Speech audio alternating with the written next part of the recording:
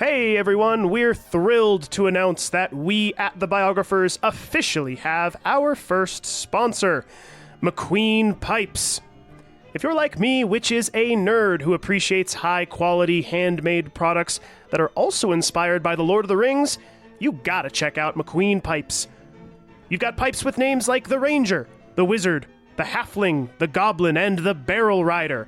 Whether you enjoy pipe tobacco, vaping, marijuana, or just appreciate the craftsmanship of a handmade, wood-stemmed pipe, McQueen Pipes has got you covered with all kinds of accessories to accommodate your smoking preferences.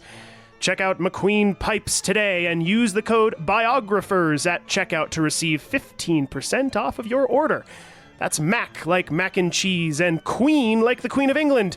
McQueenPipes.com and use the code BIOGRAPHERS at checkout to receive 15% off of your entire order. Don't wait for the return of the king. Check out McQueen Pipes today. I do hope you can see me today from where you are. Ich bin ein Dealer. If I'm generally anything, I guess I'm generally miserable. This modern world of science and invention is of particular interest to women.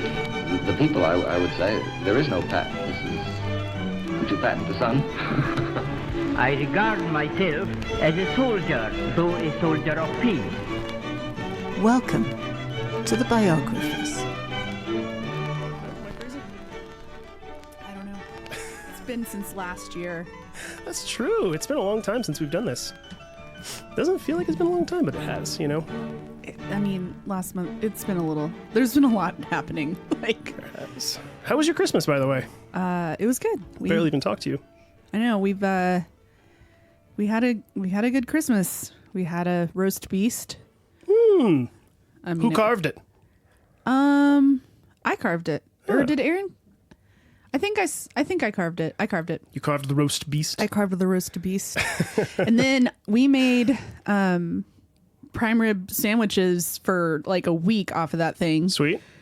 And I made bone broth, but I don't know if I messed up because it's just been in my refrigerator and I don't know if I was supposed to have frozen it.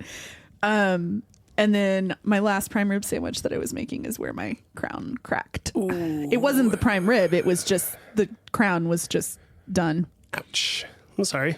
So, but I'm glad you had some good prime rib sandwiches off of your roast beast. Oh my for gosh, Christmas. We did. We just went to Safeway and just got these like kind of like hoagie rolls. Dude, every they were time so good. So I've noticed something. Maybe this is simple, but like every time that I have a deli sandwich, I'm always like, "Why is this so good?" And I try to replicate it at home, and it's never the same. Mm-hmm. And it's the roll. It was the roll. It's the roll every time. You're like, it's the fresh, delicious, fluffy bread. I mean, they must have baked it 5 minutes before I picked it up. I mean, it was so good. And they lasted because it was 6 in the pack. So like, I guess it lasted over 3 days and they were still they were just so light. Random question for you about, this just popped into my head about, have you been to the UK?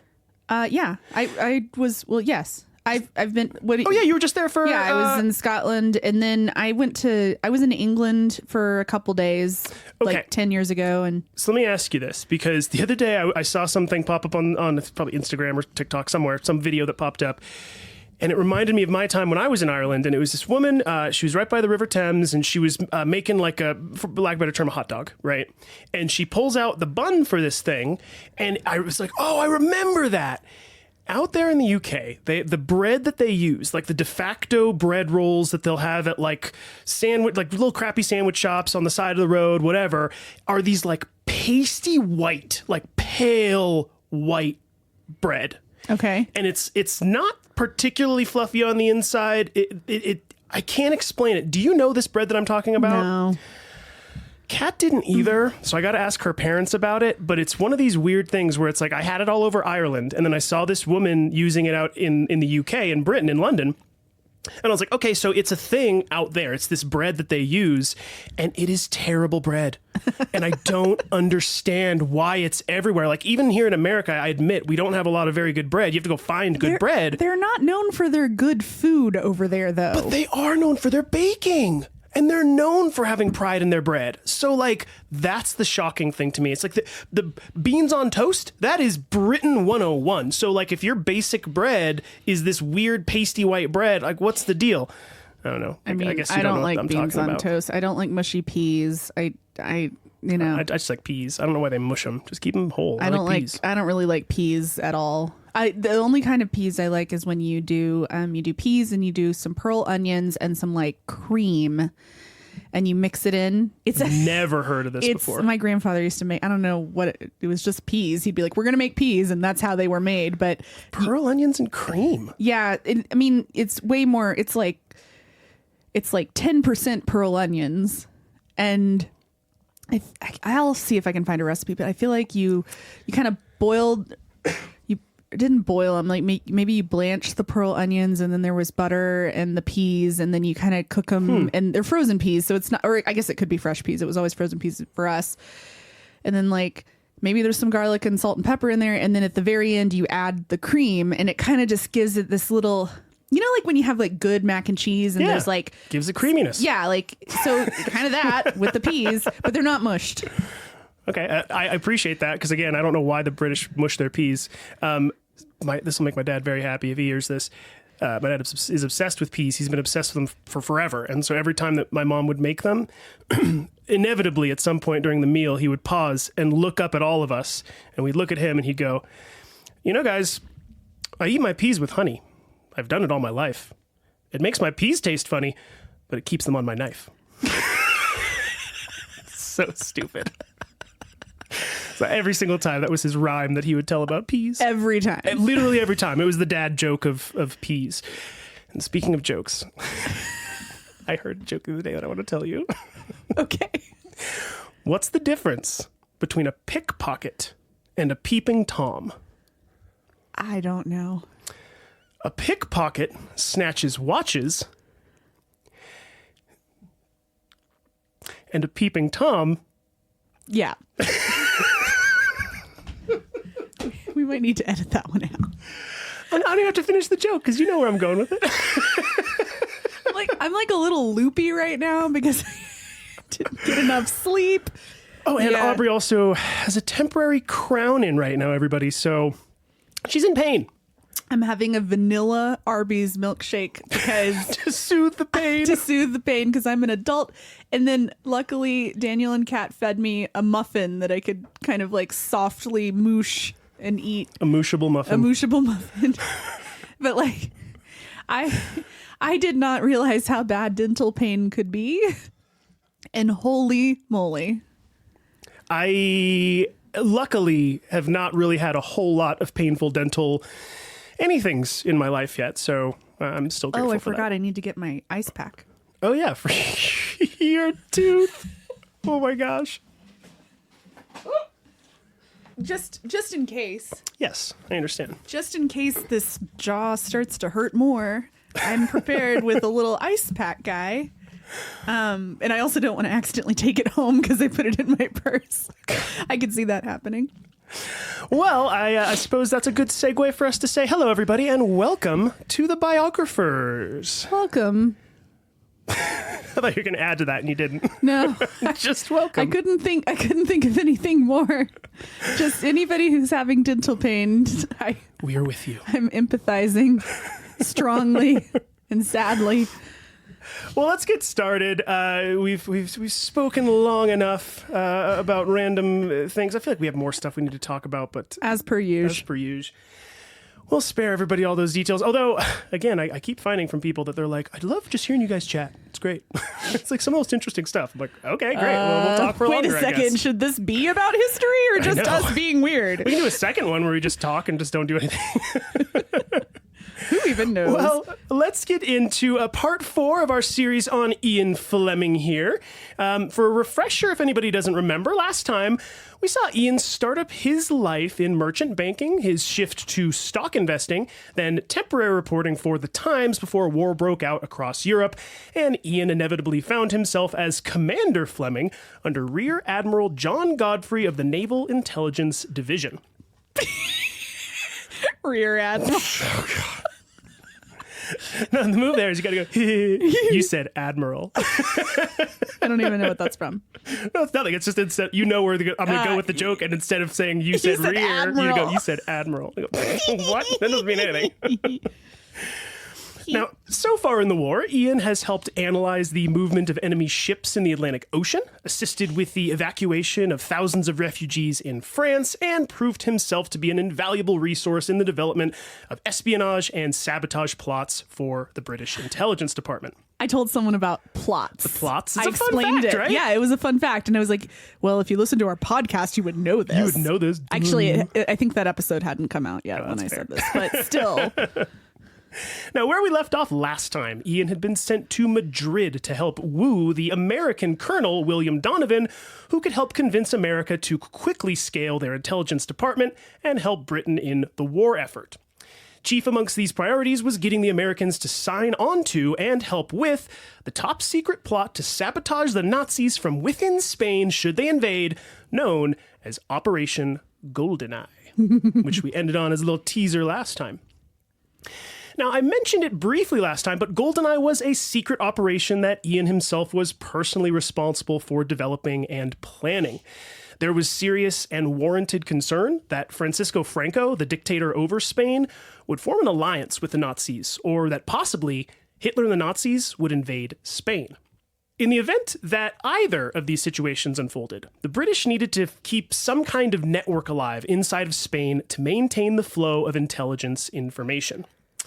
Now, spoiler alert, Francisco Franco never allied with the Nazis, at least not officially, and the Nazis never invaded Spain, so Operation Goldeneye never needed to be executed.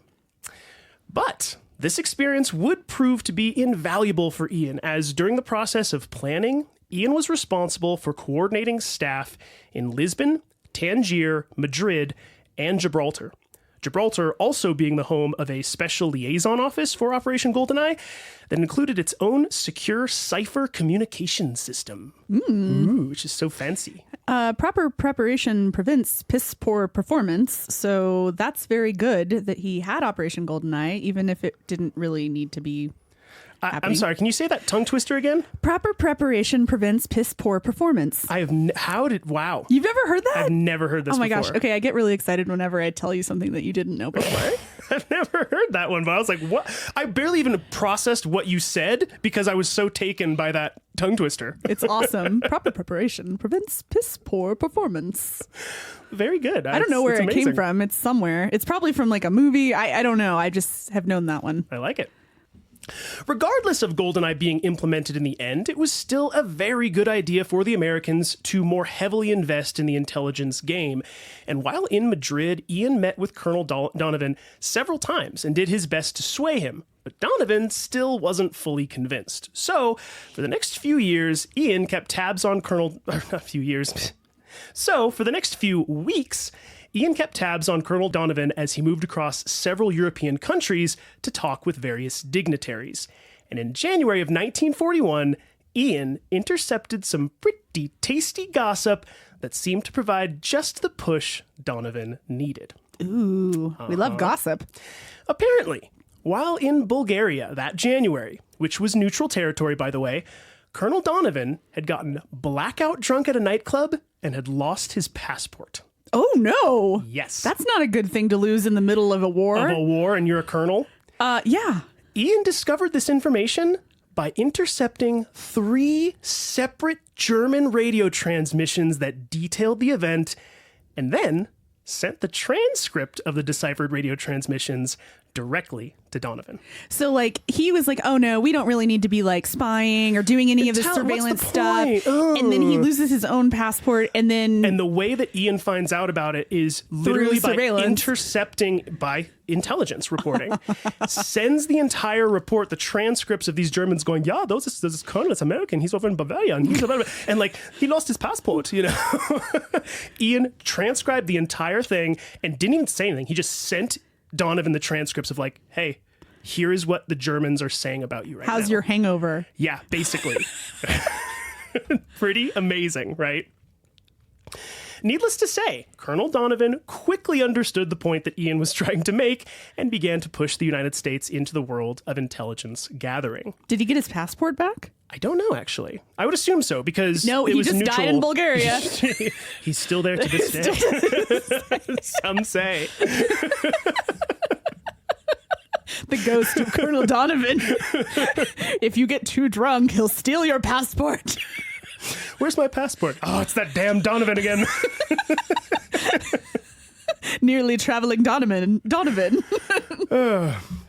Now, by June of 1942, at the behest of Colonel Donovan, Franklin Delano Roosevelt would order the creation of the Office of Strategic Services, which was to be modeled on the British MI6 division and the Special Operations Executive, which was kind of the umbrella over all of the UK's intelligence stuff that was going on.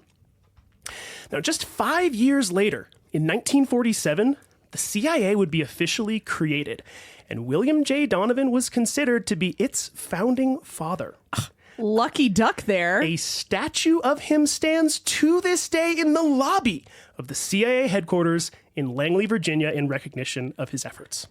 Okay, so do people just put like fake passports at the foot of the statue as a joke? That's one of the best parts about this, right? Is that like he is celebrated, and this is such an American thing, right?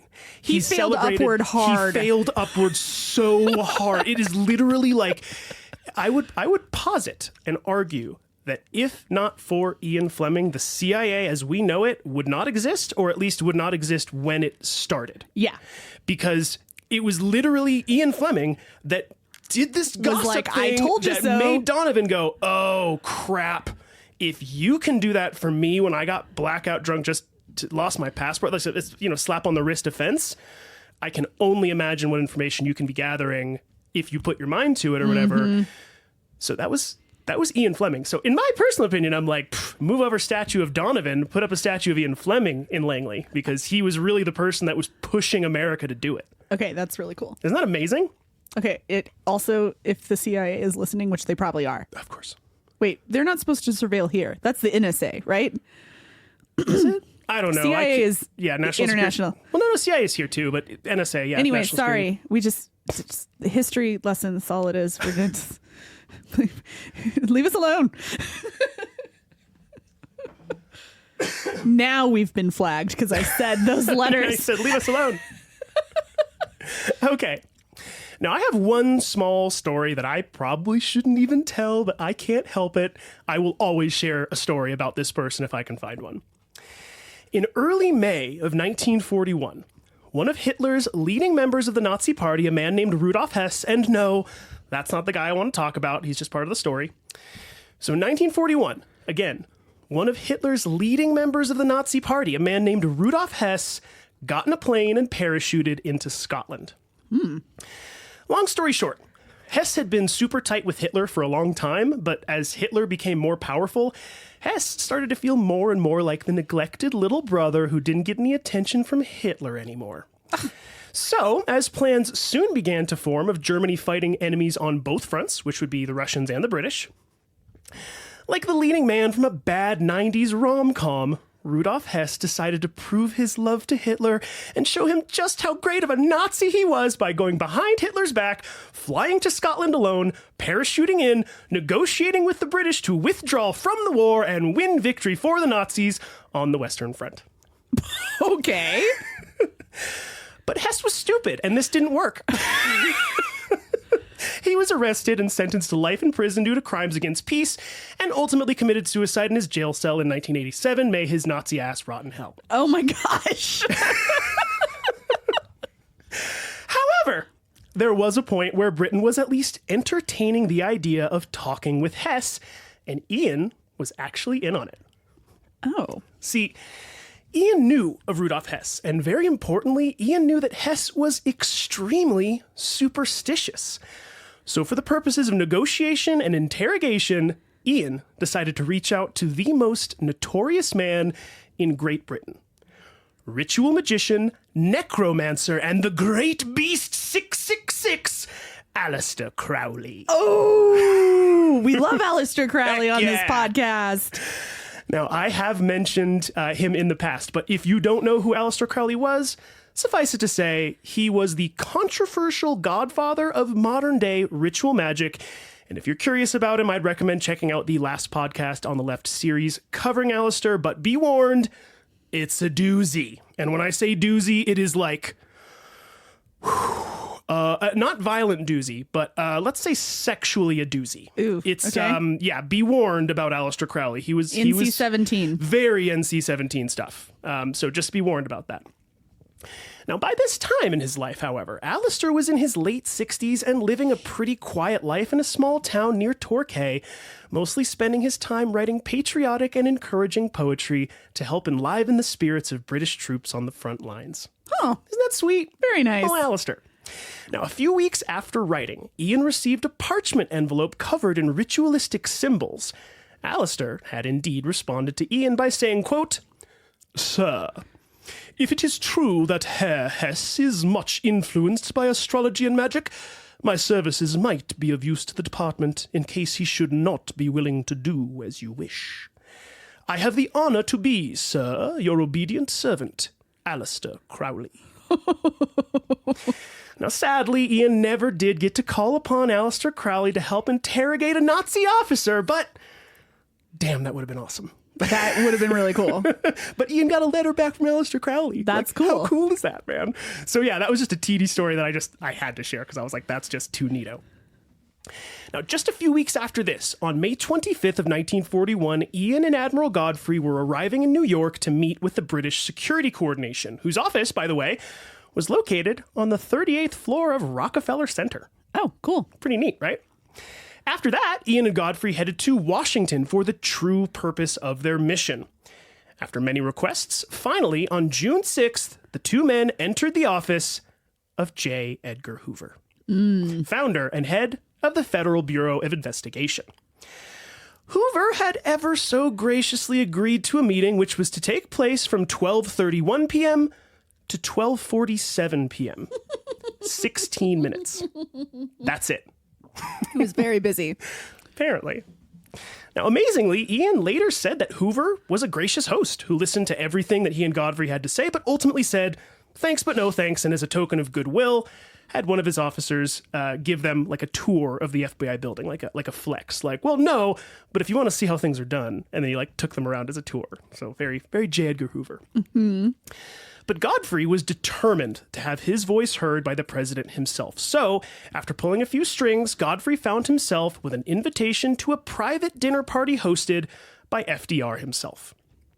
At the party, Godfrey finally got his audience with the American president, which was so successful that just a week later, on June 18th, FDR appointed Colonel William J. Donovan as coordinator of the Office of Information, which was soon renamed to the Office of Strategic Services. And if you remember from a few minutes back, the Office of Strategic Services would one day become the CIA. So it all started with this trip where Ian and Godfrey went to New York, basically. Okay. Now, after working with the American officials to implement the new department, Ian and Godfrey made a few stops around the globe before a short stop in Portugal. Now, while in Portugal, one small but very cool event took place that sparked a lingering idea that Ian would later use as the basis for his first James Bond novel. While staying at the Palacio Estoril Hotel, Ian got a hankering for some gambling. Ian's luck wasn't with him, and though the casino wasn't particularly busy and mostly filled with Portuguese businessmen, he lost money. But as the morning light appeared, Admiral Godfrey arrived to fetch Ian and head to their next destination. Ian explained his misfortune, but as they got into their car, he turned to Godfrey and said, quote, "Just suppose those men were German agents. What a coup it would be if we cleaned them out entirely." Some of you probably already got there, but this premise would later go on to be the foundational storyline for Casino Royale. I was going to say Casino Royale, but did that actually happen in Portugal, or was that in the tiny tiny country? He changes Monaco. Yeah, I think you're right. I think it is Monaco. I think you're right. But anyway, yeah. But either way, yes. So that actually he was changes inspired. The location, but he does that a lot in his novels, or whatever. But this all came from this place in Portugal where he was. And again, this is all from Casino Royale, where Bond has to play a high-stakes game of Baccarat against the sinister paymaster Le Chiffre. Also, as a fun little aside, the Palacio Estoril Hotel is still in operation to this day and is so proud of their history related to James Bond and Ian Fleming that they regularly host, quote-unquote, spy academy activities, in addition to James Bond-themed parties. Ooh, fun. That sounds like a blast. Sounds really fun. For the next 6 months, Ian worked on propaganda, what was referred to as white propaganda and black propaganda. We kind of talked about this in a previous episode. But white propaganda is pretty much what you'd think. Patriotic banners, messages, and radio broadcasts. Black propaganda was the more sneaky psychological stuff. And in one example, I actually think I mentioned this as well, Ian himself recorded a German radio broadcast that was sent to all enemy U-boats under the guise of a Nazi broadcast, with the ominous warning that a manufacturing defect caused the Nazi U-boats to leak. Oh. So all the Germans... So they're all like running around trying to find the leak? Literally listening, thinking this is a Nazi broadcast, going, oh no, they're leaking. And they're running around freaking out. At least that's the intent. That's awesome. Pretty crazy. Now, on December 7th, 1941, Japan bombed the U.S. naval fleet in Pearl Harbor, which subsequently caused Hitler to declare war on the United States. Ian was ecstatic about this, as he rightly understood that the U.S. entering the war surely meant defeat for the Axis powers. Now, 1942 now arrived, and by the springtime, the UK found itself increasingly occupied with American troops. Roosevelt said he wanted action taking place across the English Channel by the end of 1942.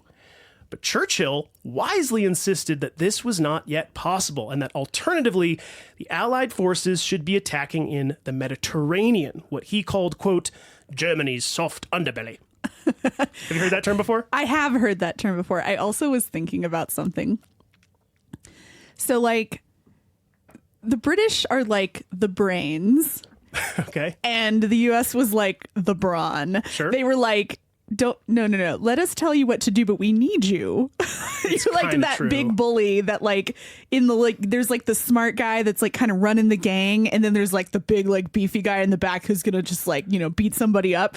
Yeah, like the US is that. Because they were like, you're not even smart enough to have an intelligence department. Like we're just like True. but we do need all your muscle. That's true. That makes me laugh. And it makes me think too, it's like a classic trope. It's like this, what's that movie? It makes me think of, I think it was called The Mighty.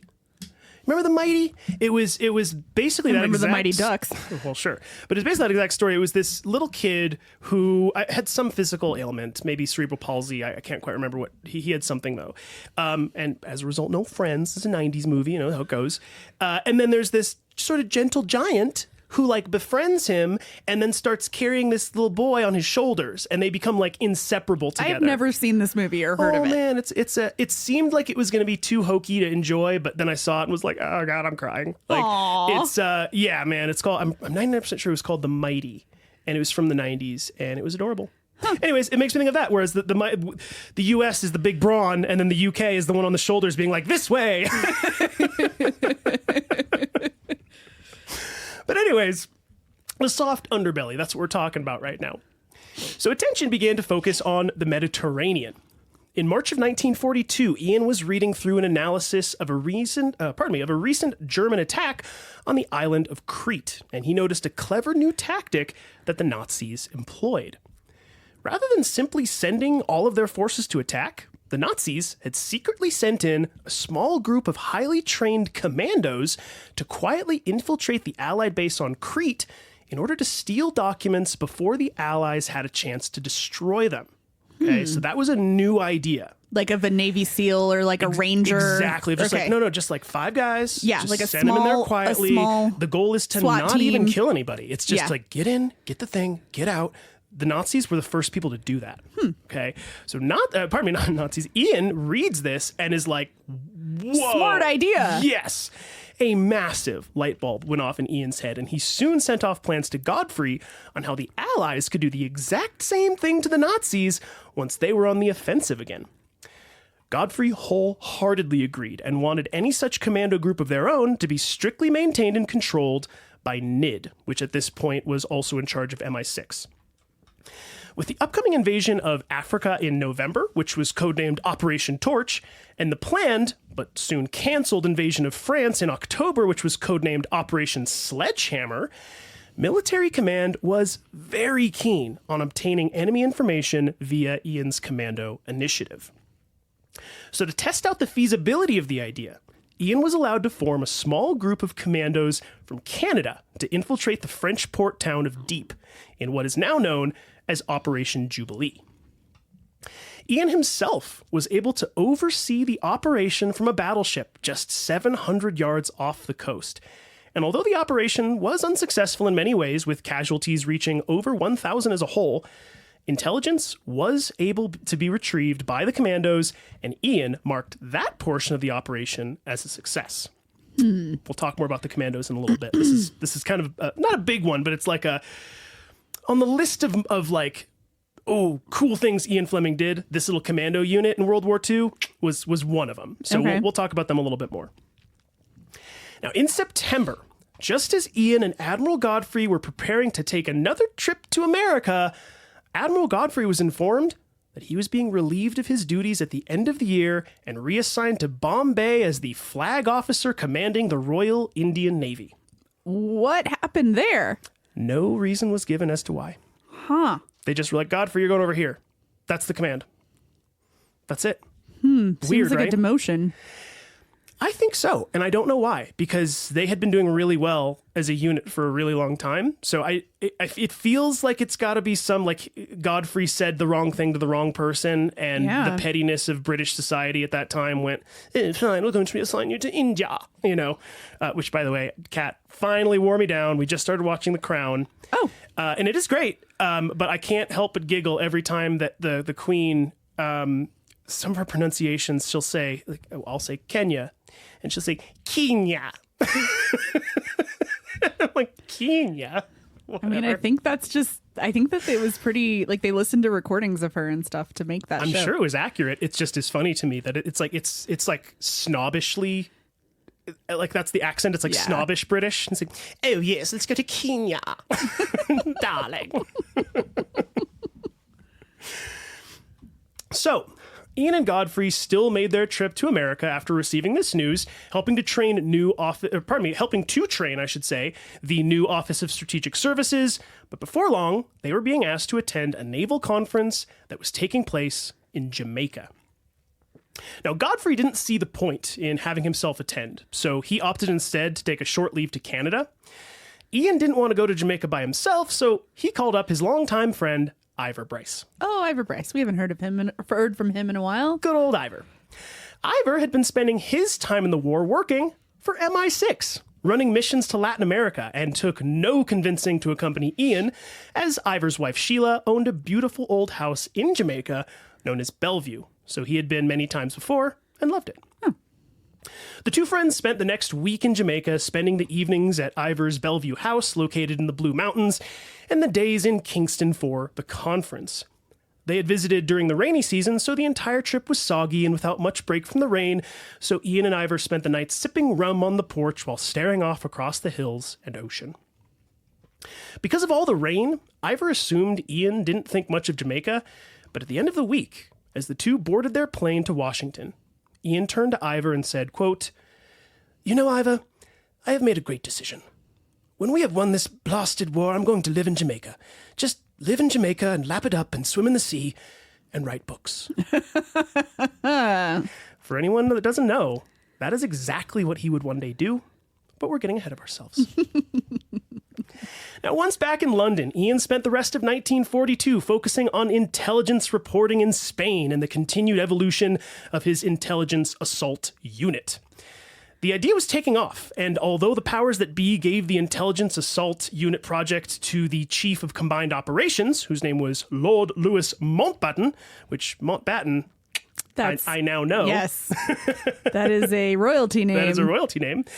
They still felt that the Navy should be in charge of the unit, which gave Ian just enough wiggle room to keep a close eye on the project and eventually involve himself in the newly created training school for agents. The commando group was initially called the Special Intelligence Unit, but would eventually be known as 30 Assault Unit. When Operation Torch, the invasion of North Africa, was set in November. In November, 30 Assault Unit hadn't fully completed all of their training, so a smaller unit was formed called Number 33 Section. The group was led by a man named Captain Robert, aka Red Ryder. So Ian began to affectionately refer to the group as the Red Indians, who quickly proved their merit during Operation Torch by beating the British Field Security Police to a key Italian army headquarters by more than 2 hours. Oh. Now, this is significant because the Field Service Police were some of the initial naysayers of the whole assault unit project, as they claimed they were already fulfilling the project's needs. Yeah, we're the best. We're the best, so why do you need more? And they beat them there by 2 hours. Nice. So, go Ian Fleming again. Also around this time, in the fall of 1942, another secret operation was being planned that was directly influenced by Ian Fleming, and that was Operation Mincemeat. Some of these names are cracking me up a little bit. We'll go into this because this part really excites me. Now, I'm not going to go into extreme detail on this mission because there is actually a really cool movie called Operation Mincemeat with Colin Firth and Matthew McFadden. It's on Netflix, by the way, at least as of now. And it details a pretty thorough and accurate account of the operation that I would really recommend checking out to any of you if you're interested in this kind of stuff. It's way more detailed than I can get into in all of this. But one of the main architects of the operation was a man named Charles Camondelly, who had read the aforementioned Trout memo. If you remember, that was where Ian was comparing espionage to fly fishing. He had written that whole thing, and it was under Godfrey, but we all know it was Ian Fleming. So Charles Camondelly had read that whole Trout memo thing and created his own variation that he codenamed Trojan Horse. Okay, that ended up being the basis of Operation Mincemeat. The basic idea of Operation Mincemeat was to dress up a human corpse as a British officer carrying false documents stating that the Allies planned to invade Greece instead of Sicily, and then let the corpse wash up on the shores of Spain. Okay? See, the British highly suspected that the Spanish government, who claimed to be neutral, were leaking information to the Nazis. So rather than trying to get the corpse directly into the hands of the Nazis, they very cleverly gambled on instead pushing the fake information to the Spanish. To see then if the Nazis got the information. And how they could know this is why I recommend watching the movie. The detail that had to go into... So here's what would essentially happen. Spain says we're neutral. So if a British body washes up on their shores, protocol says we're going to send that body back to the British because that's what we do. Neutral. We're neutral. We're not going to just, whatever. Turn it over to the enemy. Right. We're going to send that back. So the British basically had to go, okay, we know that they're going to want to send back the body, but we're going to put all these documents on this body. And we need to know, when we get the body back, we need to have a way to know that they open these documents because they're going to be meticulous about making it look like they didn't touch anything because they want to look neutral. So they had to do little things like, we're going to take an eyelash and we're going to put the eyelash underneath the fold of one of the letters. And if we open it back up when we get the body back and that eyelash is gone, we know they opened it. Okay. Little things like that. The amount of detail that had to go into this operation is intense. But that was the whole intention, is they were going, hey, if we give it to the Spanish, we're pretty sure the Spanish are leaking this info to the Germans. We need proof. So it's a double bluff. If we give it straight to the Germans are going to know. This is not a new concept for an operation. So we got to mask it. And we got to make it all underneath the, stuff. So anyway, super, super neat. So I bring up this story because, one, it's fascinating. But two, quite honestly, this movie, Operation Mincemeat, was the thing that made me aware of Ian Fleming's past inside of the Secret Service, as his network of spies played a vital role in providing information desperately needed for the planning and ultimate success of the mission. One of the other masterminds behind Mincemeat was a man named Ewan Montague, who was a standing member of Room 39. Do you remember Room 39? Refresh me. That was Admiral Godfrey. That was his personal think tank. Okay. And Ian Fleming was his right-hand man. So he was literally at the front desk of that room and was like surrounded by all the most brilliant British intelligence minds during World War II. Okay. That was all in room 39.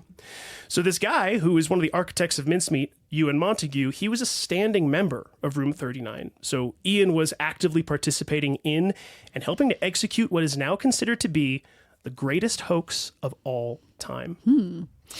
Again, for anyone interested, I'm not going to give away too many details because you should just go watch the movie Operation Mincemeat and know that Ian was an even bigger part of it than the movie gives him credit for. But with that being said, Operation Mincemeat was executed on April 19th, 1943. It was a complete success, and it allowed the Allies to invade Sicily with little resistance, as all of the Axis troops were stationed in Greece. They were convinced, all of the Germans, they were like, yes, the Allies are coming to Greece.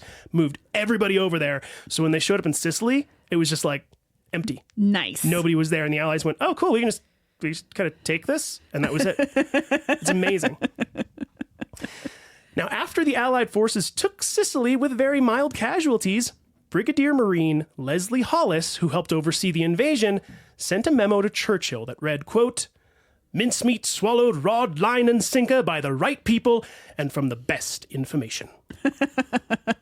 So cool. I get goosebumps. Nice. Oh, it's so neat. Now, with the arrival of 1943, Ian officially had a new boss in Captain Edmund Rushbrook.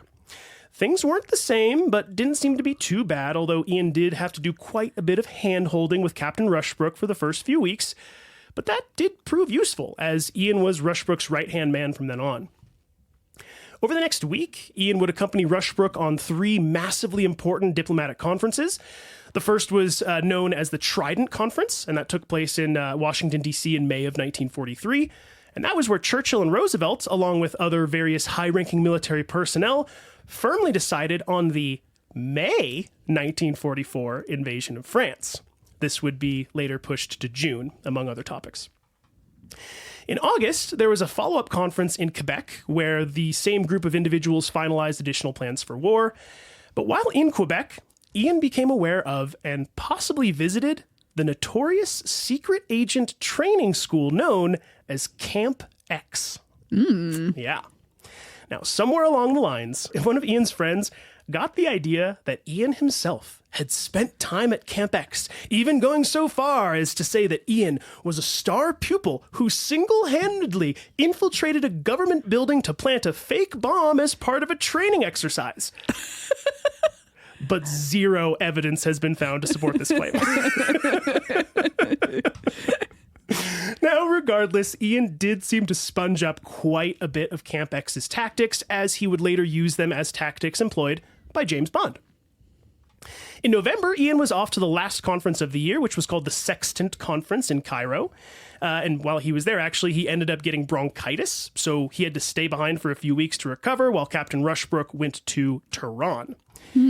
This actually ended up being pretty awesome for Ian, though, as he was able to catch a ride back to London aboard the England aboard the HMS London, and later described the experience as, quote, "being away for 6 weeks on a millionaire's Mediterranean cruise."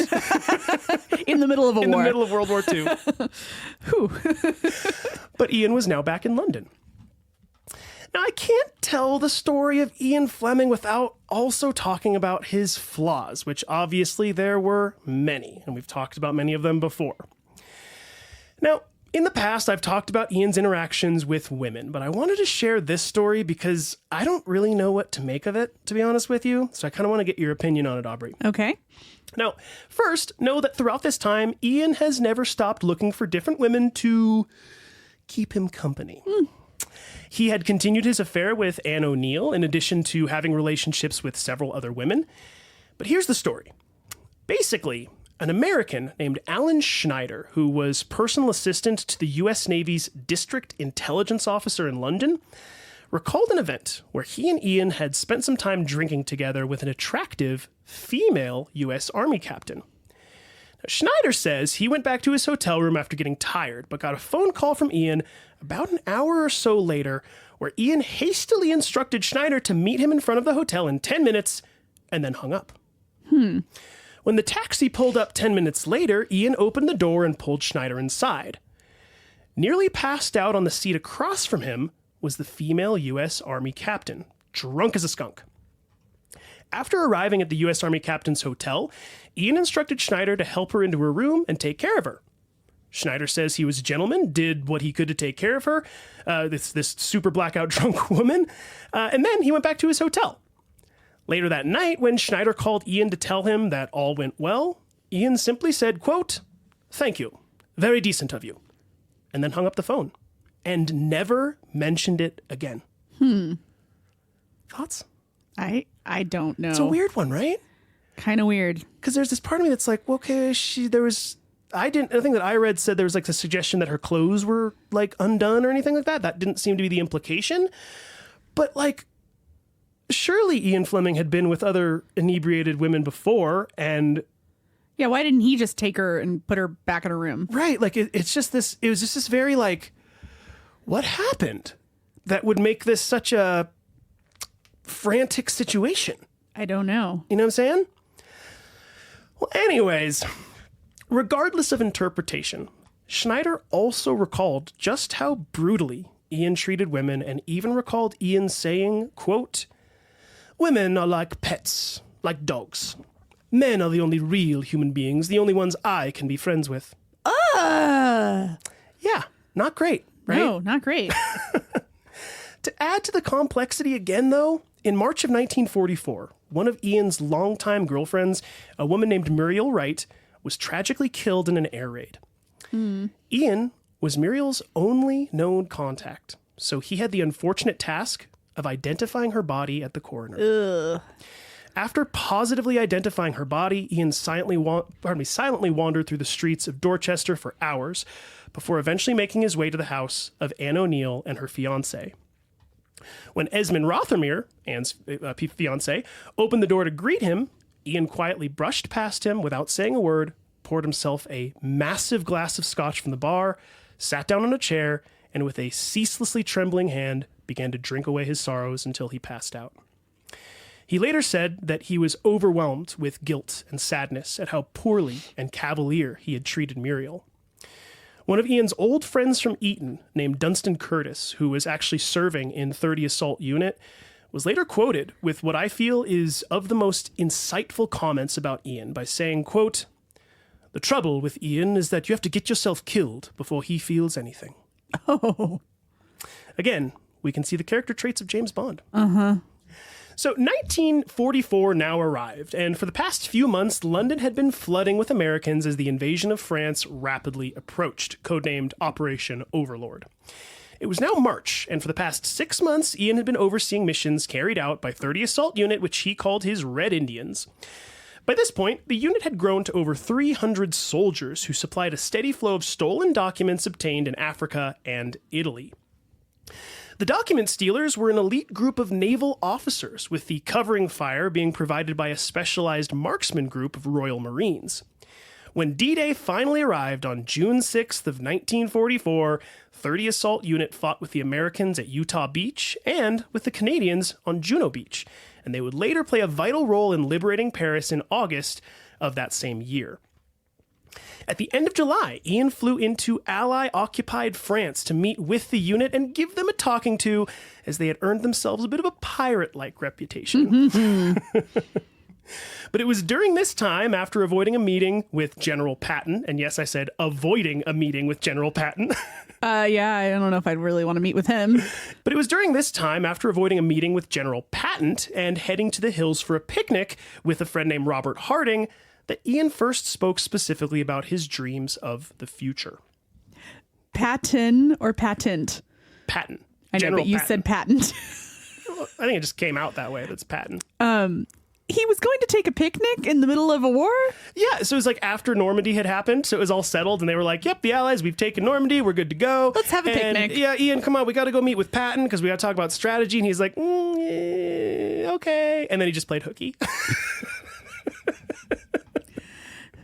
Super cool. I'm like, I know that it was France. He was in, well, it was like, France. I know, but I'm thinking of like The Sound of Music and like picturing his picnic like in the hills of Edelweiss. I like it. I think that'd be sweet. Now, as he and Robert drove their stolen Jeep up the windy roads of Normandy, Ian... They stole a Nazi Jeep? No, it's Americans. Americans make Jeeps. Well, I know, but like, were they using... No, they had Jeeps on the ground in Normandy. So they just borrowed. Yeah, they stole one of the Jeeps. Commandeered. Borrow, whatever you want to call it. It wasn't stolen. I mean, they weren't didn't gonna, have scrap it. It wasn't theirs, and they didn't have permission to take it. I would call that stolen. I think that in the wake of winning a battle like that, it's just like all bets are off. You just use what you need. That's true, but I mean, there are still processes you got. I'm just saying they didn't have permission, so it was stolen.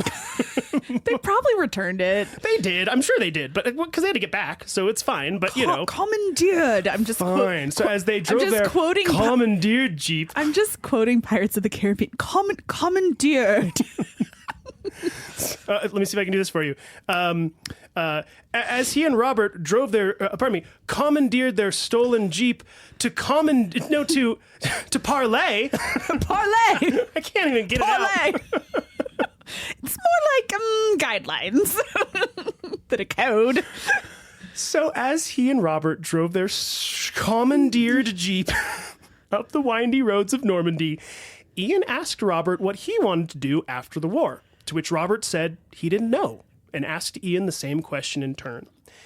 Ian responded confidently by saying, quote, "I'm going to write the spy stories to end all spy stories." Prophetic. Pretty cool, man. What do they say about writing down your goals? It becomes a plan. Visualization. Yeah. Yeah, man.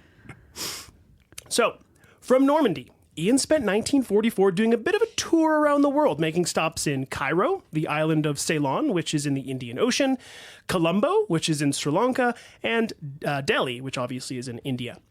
Mostly for the purposes of making contacts, but occasionally taking the night off at a casino, nightclub, or, when in Delhi, to see his brother Peter. After stopping in Sydney and then Pearl Harbor, Hawaii, Ian was finally back in London in February of 1944. In case we need an age check, this marks Ian as 36 years old, turning 37 in May. Still younger than me. Only a year older than me, so... From February to May, Ian was primarily responsible for a subgroup of 30 Assault Unit, codenamed T-Force, whose primary focus was obtaining schematics and plans for new Nazi inventions. Okay. So cool. Among T-Force's large list of Nazi plans and schematics that they discovered were jet-powered hydrofoils, high-speed U-boats, and a rocket-powered fighter plane that was capable of reaching speeds of 620 miles per hour or 1,000 kilometers per hour. Super fast. How fast did Tom Cruise go in Maverick? Way faster than that, bro. Way faster. He hit like 9,000 9 kph. Gs. How many G's is that? We can't talk about Tom Cruise because he's saving the movies, if you didn't know. He's saving them. He is? Every person, that's like the new sentiment, is What? like every person's like, Tom Cruise, man, he's saving movies. He's saving them. is? I'm like, okay, if you say so. He remade Star Wars A New Hope and he called it Maverick. You know what I mean? Oh. That is that movie. It is. Maverick is Star Wars A New Hope. You got the orphaned boy. You got the magical older guy that takes him under his wing. They literally have to navigate through a trench to get to the spot where they have to hit a pinpoint thing with their ship to blow up the big ship. It is literally the trench run into the Death Star. Okay, well...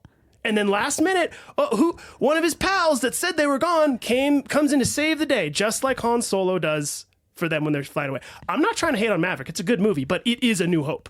Okay, well, there's only like 7 plot lines anyway. That's a thing that people say. Like, there's really not even that many plot lines in writing. That's true. And sad. Tom Cruise didn't write Maverick. No, he didn't. I am just laughing that like when people came to me initially with Maverick, I'm just like, oh my God, bro. Like, whoa. I liked Maverick I did too. because it just was like good. It was just a good movie. Like there wasn't really any agenda or political or any, it was just like, Totally agree. it was nice. And then I was feeling kind of sad for Val Kilmer. No, I feel bad for him in general. Did you watch the Val documentary about him? No, I haven't. You should. It's really good. Okay. It's not like heartbreaking. It's like, you poor guy, but like you're not broken. You're still going. You know what I mean? I know, like but But anyway, but yeah, it is Maverick very was sad. Maverick was one that we were like, oh, people were like, wow, it's so good. So we just didn't watch it for a long time, and then we watched it like at home because we also you can't go see a movie for less than like $100, like the 2 tickets, and then you want popcorn and drinks, and then Aaron wants a candy, and I'm like, oh, let's get mozzarella stick, and then it's like $115, and then you're like, we were just seeing a movie. I don't do any of that. I do movies. I was trained at a young age. My parents were just like, no snacks. If you want anything, we're smuggling in a can of soda. I mean, I get frustrated too because like AMC has that, machine that has all the different flavors, but then it's never mixed right. That's fair. And I don't like it, except That's that I fair. do like that it has diet cream soda, which every place should have diet cream soda because it's no caffeine and it's cream soda and it's diet. And that's what I want because Diet Coke has caffeine. And then I get a little bit. Well, you can also do they have like Diet A&W? No, I don't like root beer. Root beer's weird. It's gross. I can't. Oh, man. Oh, boy. No. You are thin ice Cream now. soda. Cream Root soda. beer is the crown king of all sodas, if you ask me. That's Oh, a yeah. lie. Oh, No. yeah. Oh, my gosh. I like Some cream soda. sarsaparilla. I would do cream soda and Dr. Pepper, of course. Not together. Her thing is Dr. Pepper. She's obsessed. Every time she Well, they gets a do soda, have she that gets Dr. Pepper cream soda mix, actually, but it doesn't really taste like cream soda to me. But no, Dr. Pepper is the best. Dr. Pepper's good, but I'm sorry, root No. beer is better. No. It is. I think we need to poll the audience on this one. Root beer is the king. Negative. I bet Tom Cruise drinks Dr. Pepper.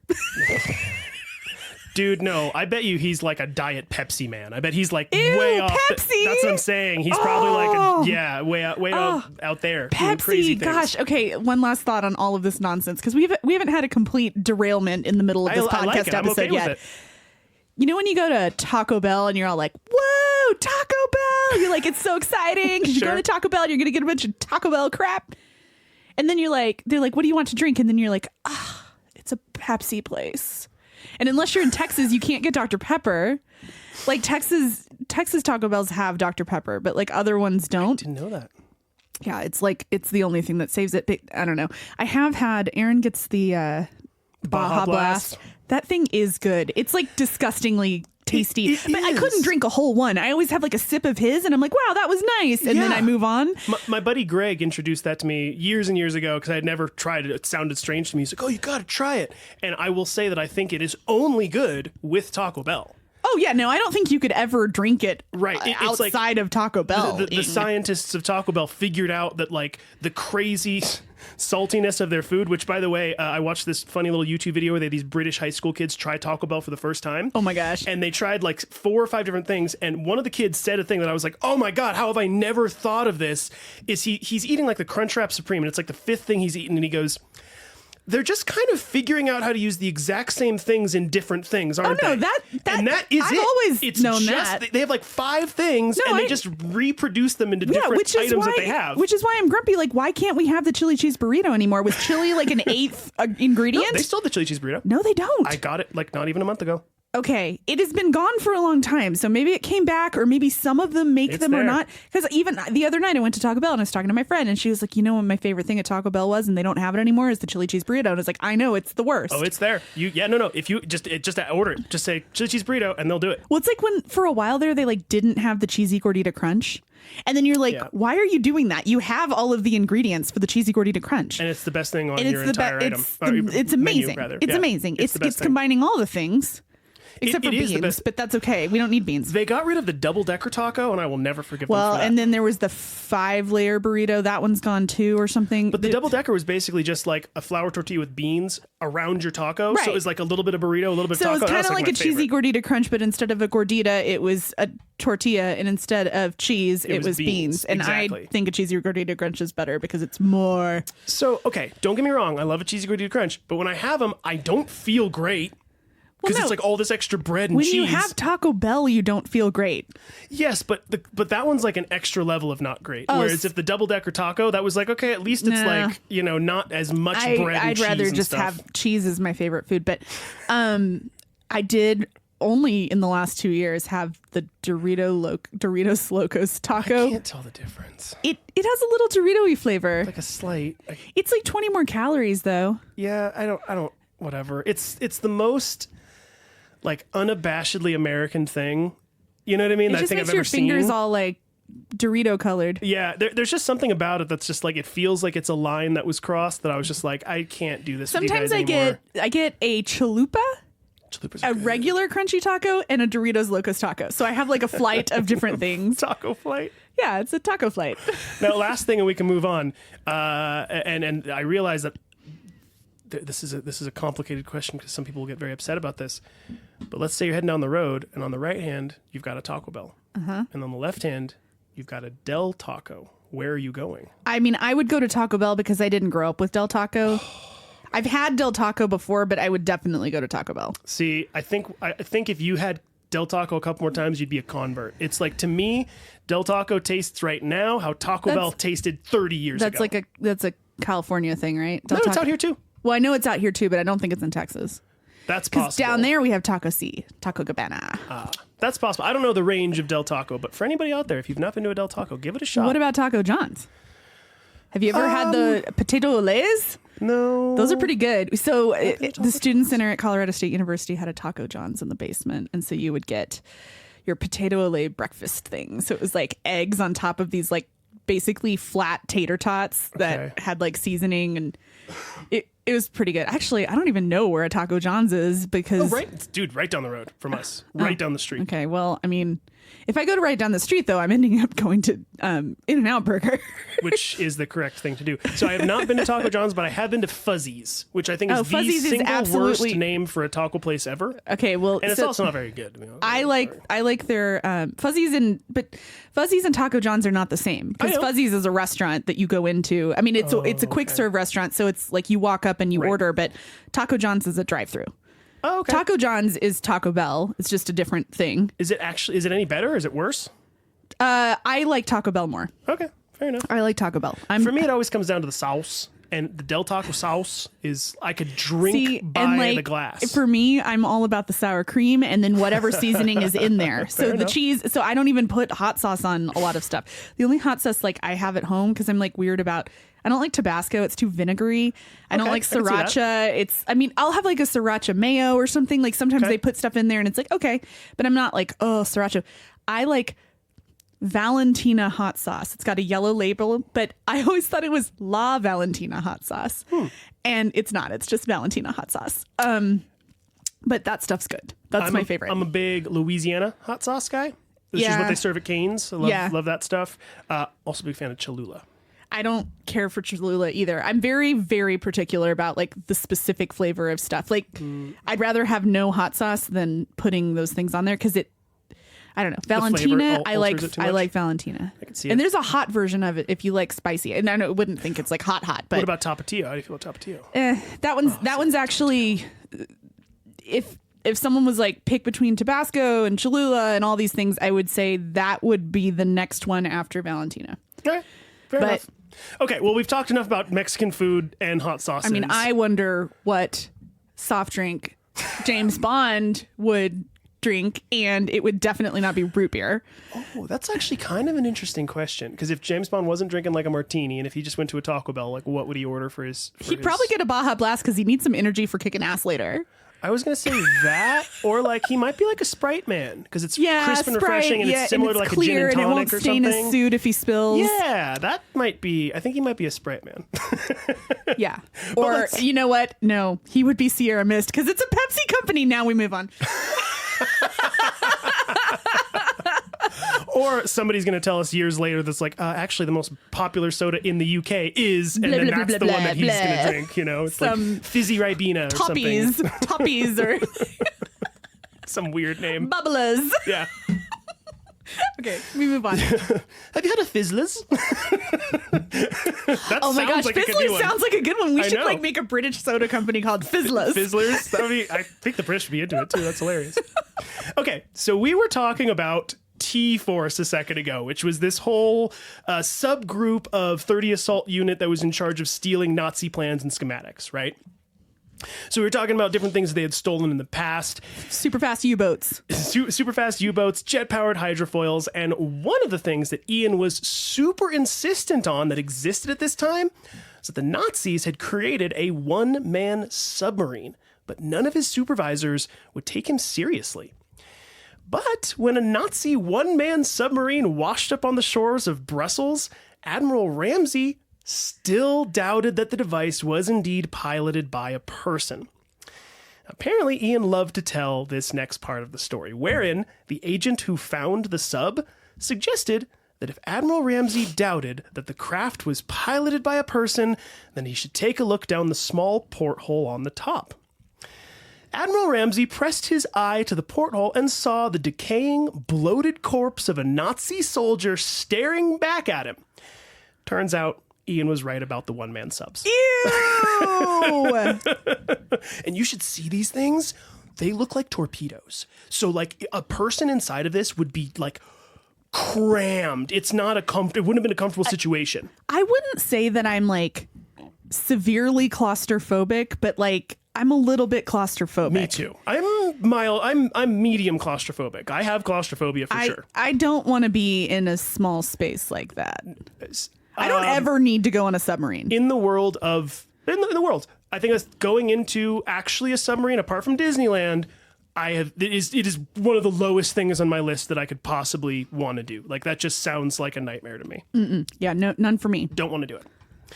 Now, on May 8th, 1945, the Allied forces declared Victory in Europe Day after the presumed death of Adolf Hitler just a few days prior on April 30th. But victory had been pretty clear for some time, and by mid-April, intelligence operations had already started to slow down. Room 39 had become all but empty, and the few that did occasionally wander in would often find Ian sitting at a desk with a pencil, ruler, and drawing compass. When asked what he was working on, Ian said he was drawing up plans for the house he planned to build in Jamaica once the war was over. As I mentioned earlier, Ian had also been formulating in the back of his mind more and more ideas for his eventual spy novel. Now, I'll probably have to say this again at some point by the end of this series, but if you do some Googling, you're going to find tons of different people who all claim they know the true origins of the James Bond character, or that one person was the source of the name James Bond. It is my personal opinion that none of these single points of inspiration are true, and that James Bond was the end product of a lifetime of personal experiences and external influences. But having said that, it's not necessarily a bad thing that over time people have claimed to know the sources of inspiration for James Bond, because it has given us tons of cool little stories. In one early example, right around April of 1945, Ian was speaking with the Minister of Aircraft Production, C.H. Foster, who was asking Ian about his thought process going into creative writing. According to Foster, he asked Ian how he planned to come up with character names. Ian responded by saying, quote, "Oh, that's easy. I think of the first couple of names from my house at school and change their Christian names." Foster thought about the idea for just a couple minutes, thought it was funny, and supposedly responded by saying, quote, "Then in my case, the first names were James Aitken and Harry Bond, so you could have Harry Aitken and James Bond." Whether that's true or not. Whether it's true or not. Again, like I said, all these different people are like, nope, it's from this, no, it's from that. And we're going to see another example later on too. But again, I think it's one of these weird, like, I can't help but think a little bit of destiny, where it's like, it sort of seems like if even 50% of these weird little stories are true, it's like this name of James Bond, the last name of Bond, stuff like that has weirdly popped up in Ian Fleming's life again and again and again, and will continue to pop up a few more times, to where like it happens really, so much that he's like, that is the name. That is the name. I really do believe that that's what it was. It was like after he had heard that name before here, and then there, and then here, and then we're going to see this other example in the future that he goes, it's James Bond. It's James Bond. Like, and that was it. Like, it was just sort of clandestine. So I think it's super neat. Now, by June 27th, the war had calmed to such a degree that Ian was able to take a few days off with his longtime lover, Anne O'Neill.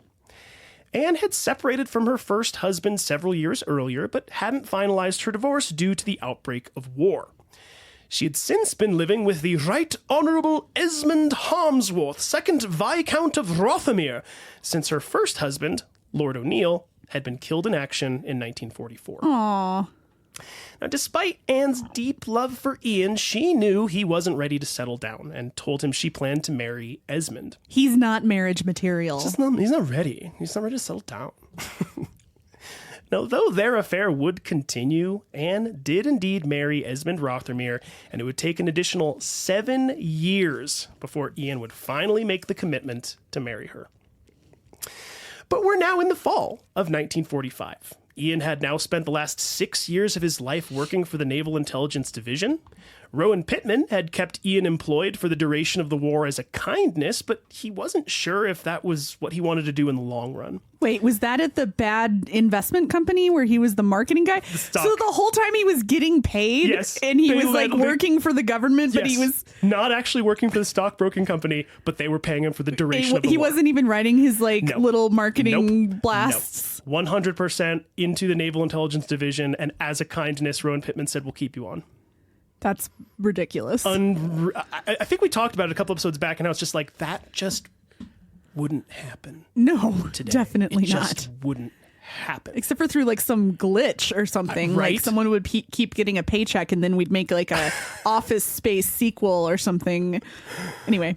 Yeah, so unbelievable. Now, only one thing was certain in his mind. Ian was going to write books. But when it came to Ian's career, like many instances in his life, money proved to be the ultimate deciding factor for his next move.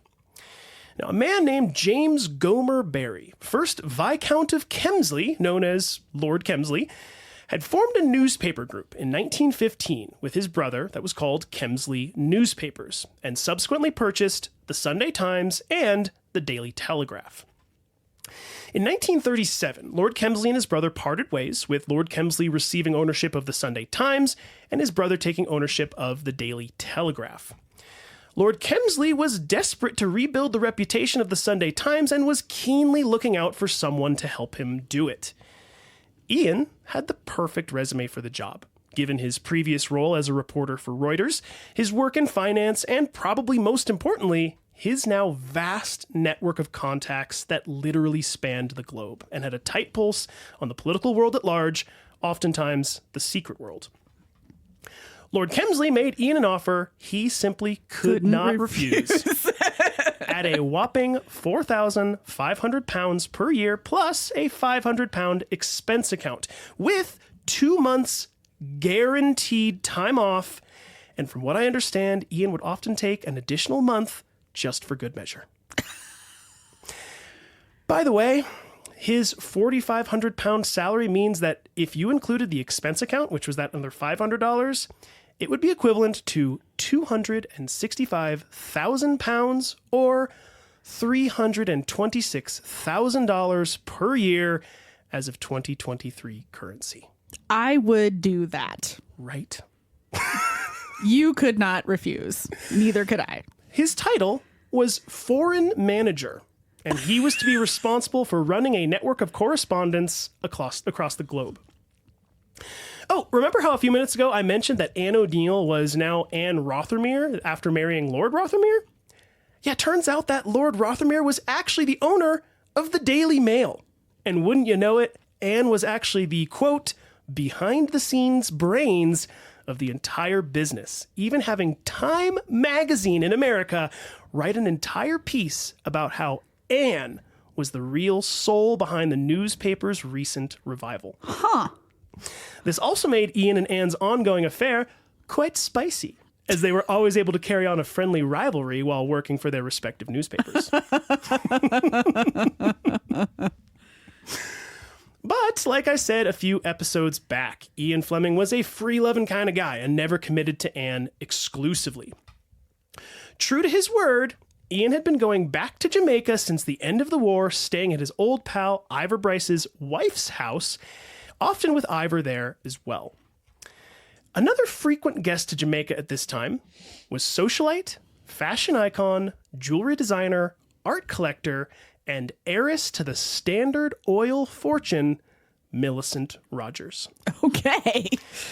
Now, many of you probably don't know who Millicent Rogers is, but in the world of fashion, she's something of a legend and is one of the main people responsible for promoting and being influenced by Southwestern art and jewelry, and after spending time in New Mexico, became an important advocate for Native American rights. No way! By 1947, Millicent would permanently move down to the little town of Taos. And spend the majority of her time collecting a mass of native artifacts and creating jewelry until her untimely death on January 1st of 1953. 3 years later, in 1956, the Millicent Rogers Museum was founded in Taos by her son, Paul. I bring up Millicent Rogers because, surprise, surprise, Ian Fleming was among many of Millicent's distinguished list of lovers. Such was the prolific nature of Millicent's sexual exploits, her list of lovers outside of Ian Fleming include children's author Roald Dahl, No. actor Clark Gable, No. and King Edward VIII, the guy who abdicated the throne of England, leaving the seat open to his brother, and later giving it to Queen Elizabeth II. Millicent Rogers. So Millicent Rogers definitely knew Mabel Dodge Lewin. We're about to get there. Okay. There's even one story where Millicent brought 2 Native American men to Jamaica. Now, the book I read said they were Navajo, but given Millicent was spending so much time in Taos, I have a sneaking suspicion they were from the Taos Pueblo, which I believe would make them Tiwa. And please correct me if I'm wrong on that one, listeners. Now, a little bit of indelicate language coming up, folks, but while in Jamaica, if anyone asked Millicent what the 2 Tiwa tribespeople were doing there, she would quickly and matter-of-factly respond by saying, quote, "Oh, I'm fucking them both." Millicent! Again, sorry for the language, folks. Also, for any of our longtime listeners, you might remember the town of Taos from our series on Mabel Dodge Luhan. Though I didn't cover her in my series, she was one of the people that I skipped in the Mabel Dodge Luhan series. I know your question, and the answer is yes. Mabel was indeed friends with Millicent Rogers, so I would definitely suspect that at some point she gossiped to Mabel about the dashing British intelligence man she was occasionally seeing in Jamaica. Unreal. It is unreal. I wonder, though. I wonder if he would have ever gone to visit her in Taos. Like, did he actually? Yeah. No, he did not. He did not, for sure. Okay. Almost undoubtedly. Okay. Yeah. Man, that's so close, though. Like, what if he had? And then... I had that thought. But this was one of these weird ones, is that... And Mabel never went to Jamaica with her? I don't know that either, because a lot of Mabel's life, when we kind of, at the end of her life, we kind of very briefly said she did a lot of traveling at the end of her life. So and that it's was true. very well that she could have... It's possible. It's possible. I have found no evidence that says that, but it's possible. I would say it's the same kind of thing. It's possible that Ian Fleming went to Taos, but man, I have seen zero evidence ever to suggest that. I've never seen any writings that have suggested that. I don't even think that Ian Fleming would have much incentive to go there to see Millicent, because that wasn't the nature of their relationship. It was like she was, like I said, kind of prolific in that regard, right? So she wasn't looking for relationships. It was like, oh, Ian, you're here in Jamaica, and I'm going to too. see you. It's like having what do they say? A woman in every port or whatever. Kinda, yeah. So but it was the other way around. It was a man in every port. So I would go out on a limb and say that Ian almost definitely never went to Taos, but I would say it is possible that Mabel went to Jamaica. It is possible. I don't know, though. That's super crazy, though. And Isn't that awesome? And just for anybody, we've kind of we decide as we go. Like, Daniel started this and picked Mabel because, you know, his in-laws have a house, and, you know, it's like, It was just like, this is someone interesting to start this with. And that was actually one of the funniest things, is when I told my father-in-law that I was going to be doing Ian Fleming as my next upcoming series. Like, I've decided I'm doing Ian Fleming. The first thing he said was, you know, he slept with Millicent Rogers. And then you're like oh, okay, crazy. There's the Taos connection. Like, it's already there. So you know? weird. So just like, you never can tell. But the other weird one, there's just like, oh my God. And King Edward VIII. Now we're tied to Victoria. So it's all there. It's just, it's too neat. It's too neat. It all clicks. Well, and I think I mentioned this before, but I have a tie to Roald Dahl. You have a what? We have my family. My grandfather was the neurosurgeon for Roald Dahl's son when he was young. I didn't know that. I don't know what it was. He had something, and my grandfather operated on Roald Dahl's son. So you're saying that Roald Dahl was one of the exploits moly. of Millicent. So it's just weird. And by the way, I'm not going to say it now, but I'll just tease it and say there are a couple other Roald Dahl fun facts we're going to get to later that are pretty fun. Roald Dahl's on my short list to do as a series, but since you're doing an author right now, like we might wait a while to do another author. Yeah. Although Mabel was an author, and honestly, Victoria was. And Mabel was an author. She wrote books. Yeah. Victoria wasn't in. Well, actually, she did. Victoria published that book that they didn't want her to publish because it was. Yeah. And she also was just a prolific writer because I don't know. But if you do think about it, think about how much we write every day. It's true. I mean, you can I don't feel like I'm a writer. We're not but writers. I've written 100 and some odd pages for this past 2 series for myself. I'm not even talking about that. I'm saying like the way that Victoria wrote like daily to like letters to all these people, like we do it. It's just text messages and emails. Different types of writing. Yeah, That's fair. It's different writing. That's anyway, fair. Okay, keep going. So by 1946, Ivor had found the perfect piece of land for Ian to purchase and build on. It was 14 acres altogether and previously functioned as a donkey racing track. I love that. After Ian agreed to purchase the property for £2,000. Yeah. Beachfront property in Jamaica, 14 acres for £2,000. Millennials are rolling in their non-graves. But after he purchased it, he decided to name the property Goldeneye. Most believe he named it in tribute to the wartime mission he created, but some also suspect that the name comes from the property's close proximity to the town of Racabessa, which translates to head of gold in Spanish. Some also believe the name was influenced by the discovery of an old Spanish tomb while digging up the garden, which contained a figure of a golden head with a golden eye. No. Dead serious. No way. Dead serious. Because you have to think about the history of Jamaica. It was totally conquistadored for a really long period of time. And pirates. So they literally, and were just digging up the garden and found a tomb. Awesome. Okay, but wait. I was going to ask you before and then I didn't. Like, some of these names, like, okay, I can see like torch and sledgehammer. Like, those are things that are like implements or like weapons, but like Goldeneye, do you know why they named that thing Goldeneye? So a huge part of operation names in World War II was intelligence masking. So you have to think about it from the German standpoint if they're translating and receiving these transmissions. So Operation Overlord. Okay, that can sound serious, but are they being serious about it? What does it actually mean? Okay. Operation Jubilee. Well, that tells me nothing. A celebration basically. for So that was the idea. Mincemeat.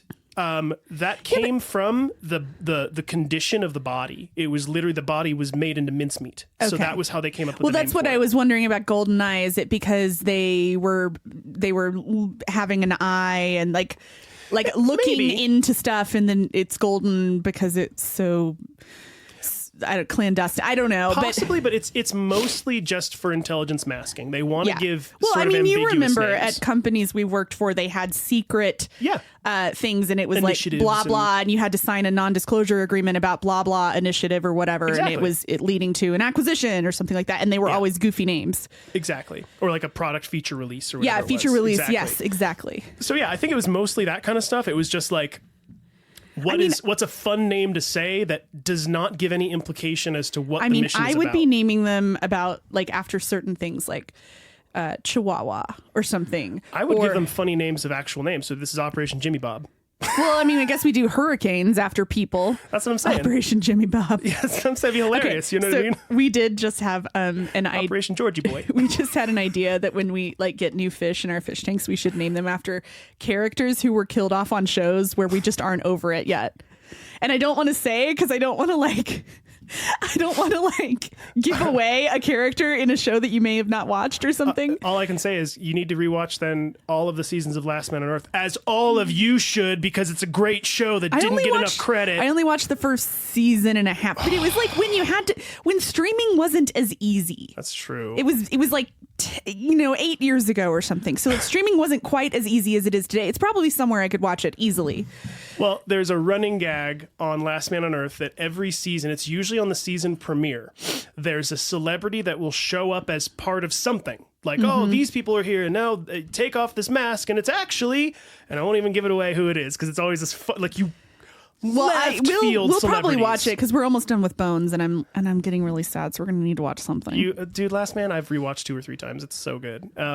But the gag is that whatever that celebrity is that shows up is dead instantly. Like within 30 seconds, like something happens to where that celebrity is killed, and that's just the joke of it. And like they all are just like, oh.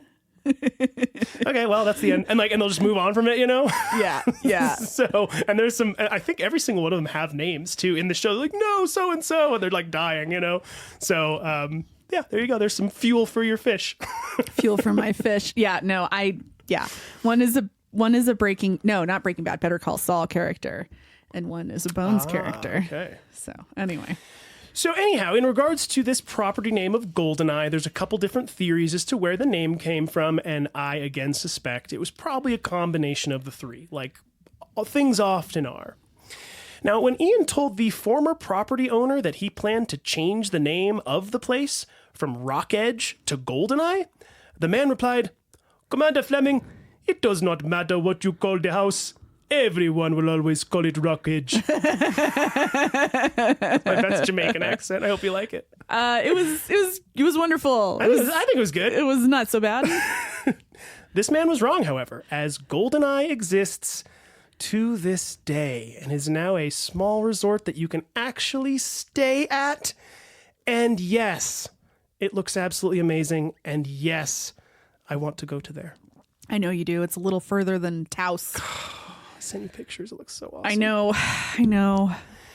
Now, with the land being bought, Ian now began to draw up plans for the house itself, which were indeed based on the drawings he had sketched out during the war. The house was to mostly consist of a huge living room area with small bedrooms and windows with no glass, wood slats only, as he wanted the fresh tropical breeze of Jamaica to easily pass through the house. This was before a lot of climate change. Probably, and before he thought about insects entering his home. So yeah. That would be pretty rough for me personally. Yeah. I'd be like, nah, bugs, get on out of here. The cherry on top of the whole property is its location on the beach, as just about 20 yards off the shore sits a fairly large coral reef that not only attracts all manner of amazing sea creatures, but also serves as a natural wave breaker that turns the sandy shores of Goldeneye into a relaxed symphony of soft white bubbles that lazily push and pull against the sand. Sounds awesome. Needless to say, Ian spent endless hours snorkeling in his backyard at Goldeneye, catching fresh fish and lobster as a regular dinner. Oh, very nice. It sounds like heaven. We went to Hawaii for our honeymoon, and one thing though is that the waves are big there. I've heard. And it was like it wasn't actually stormy, but there was like the waves were bigger than normal even. Okay. And like we tried to go snorkeling in a couple different places, and I was scared. Yeah. Like I didn't want to do it. We went on a big snorkel trip like on the Napoli coast, and that was out, and so like it was fine. Like you weren't in the waves where they were breaking, you were just out in the ocean. Yeah. And that was good. But there were a couple where we like, looked in our little book, and it was like you could just walk onto the sand like you could if your backyard was a coral reef beach. So do you know that Kat has a fear of water? I did not know. It's more swimming. It's not fear of water. It's just like if her feet can't touch the bottom of like a body of water, she just gets kind of a panic reflex. I have another friend who doesn't like if you can't see the bottom. Like yes. It's like she doesn't mind the ocean and wading in if it's clear, but if it's a lake, she doesn't like that because you can't see the bottom. Kat will say like, if I'm in the boat, I'm okay. Yeah. And then beyond that, don't make me do anything.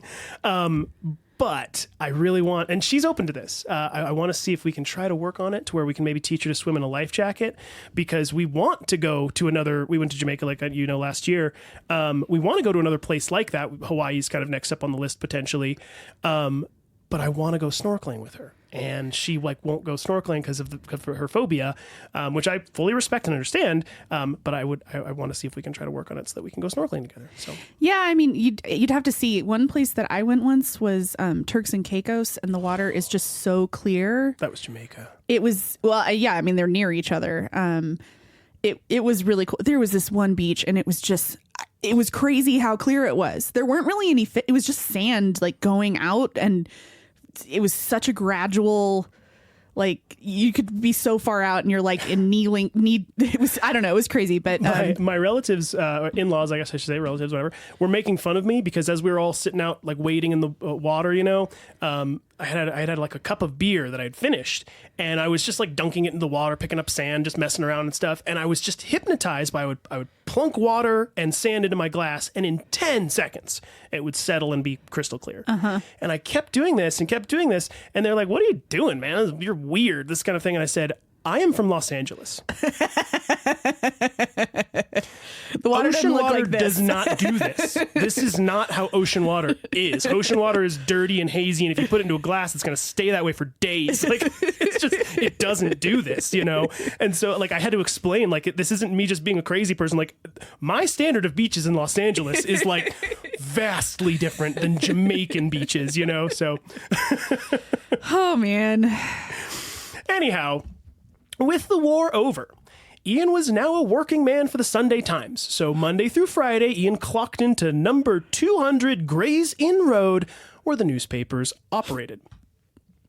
On Tuesdays, Ian got to sit in with the editorial board and pitch ideas for articles, most of which, were apparently bad ideas, but he always managed to come up with at least one great idea.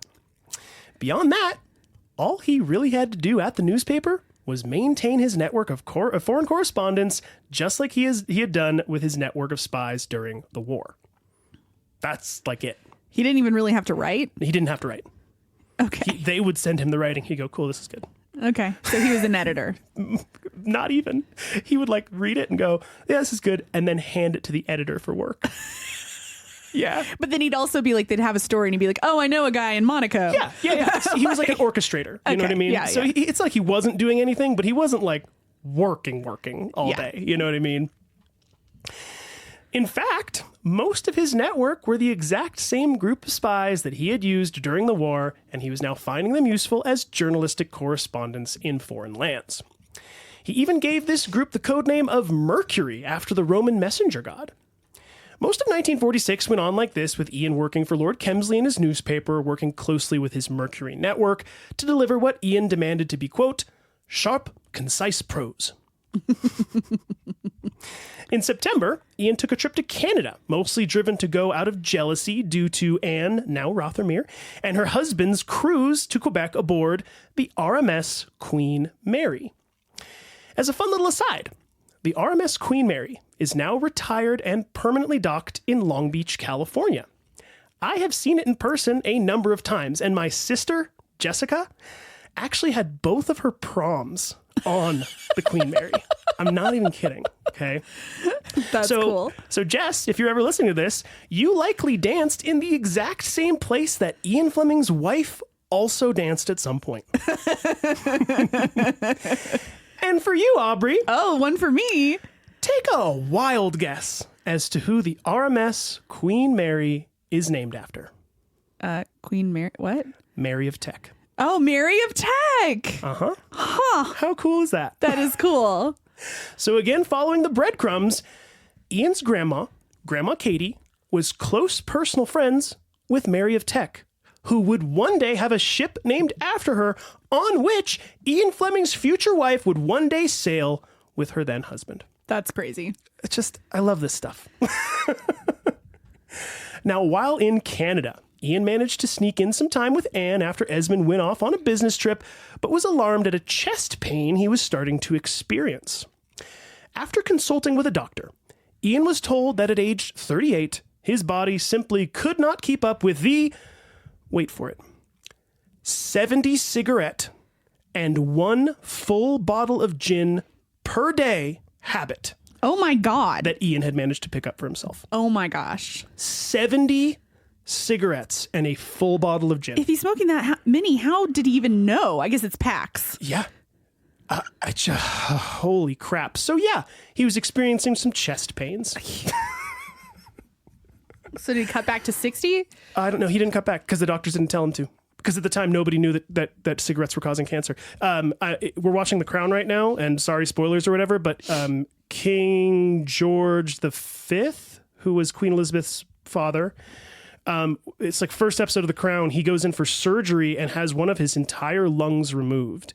And it's disgusting, but like they make a very avid point of throughout the entire thing, pre-surgery, post-surgery, every time the king would say something to one of his subjects and stop, then he would go and pick up and light up a cigarette.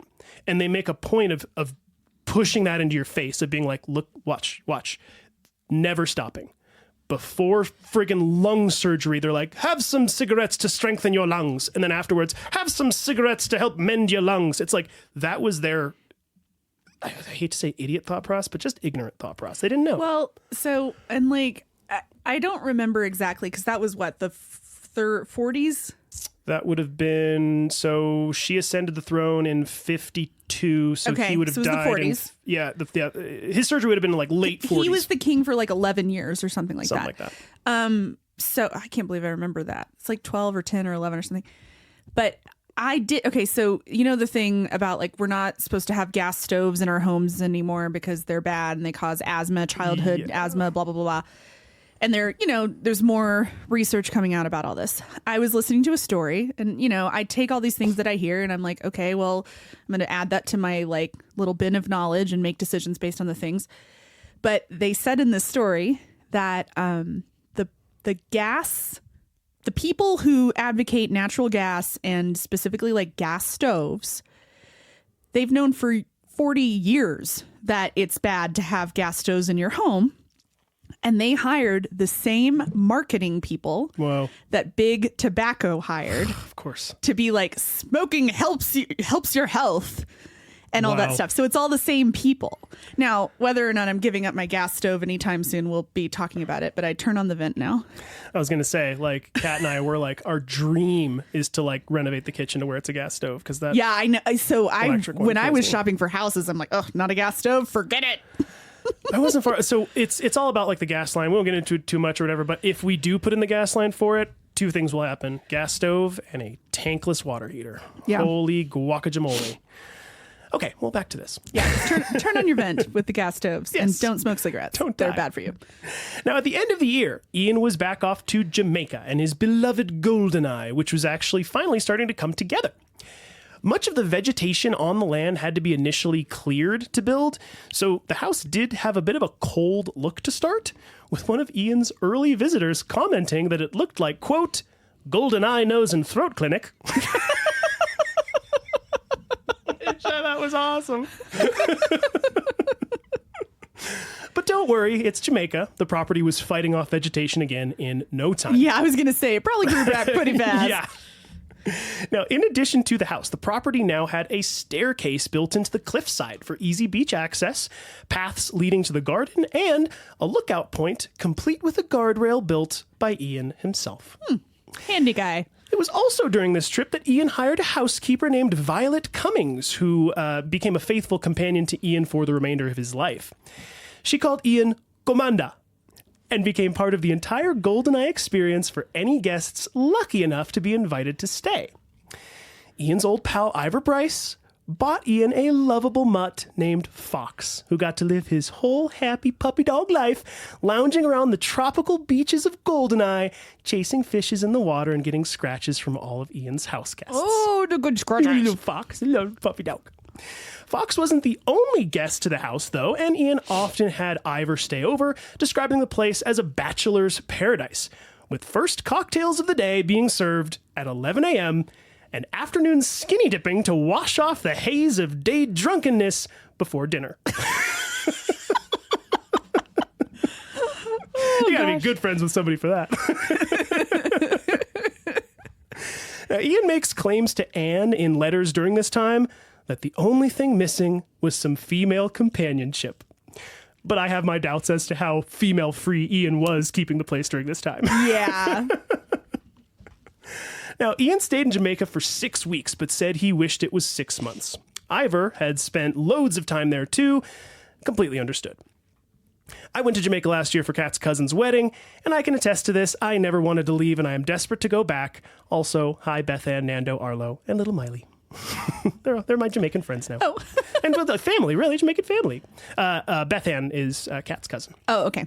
And she married this lovely, lovely, lovely Jamaican man named Nando, who is an entertainer in Jamaica. Oh, really? And is an amazing entertainer. And he does a lot of Michael Jackson impersonations and dances like Michael Jackson. And it is absolutely mind-blowing It's to like watch. uncanny? It is uncanny. The guy is gifted to dance. Like I was like, he's really shy about it. He's a really cool, like humble guy. But I was like asking him throughout the trip, like, hey man, can you moonwalk? He's like, oh man, maybe sometime. And then at one point I was like, come on man, can you moonwalk? And he's like, okay. And he busts it out. And it was just like perfect. You know what I mean? I was like jaw on the floor. Perfect. So anyway, Nando's awesome. I love him. Now, one small story to share that happened during this trip occurred one evening as Ian and Ivor were out doing some exploring on Jamaica's North Shore. When they came upon a large plantation-style mansion hidden away at the far end of the long driveway, mostly overgrown with vegetation, a Jamaican butler came out to greet them and informed them that the Colonel would be delighted to have them over for a drink.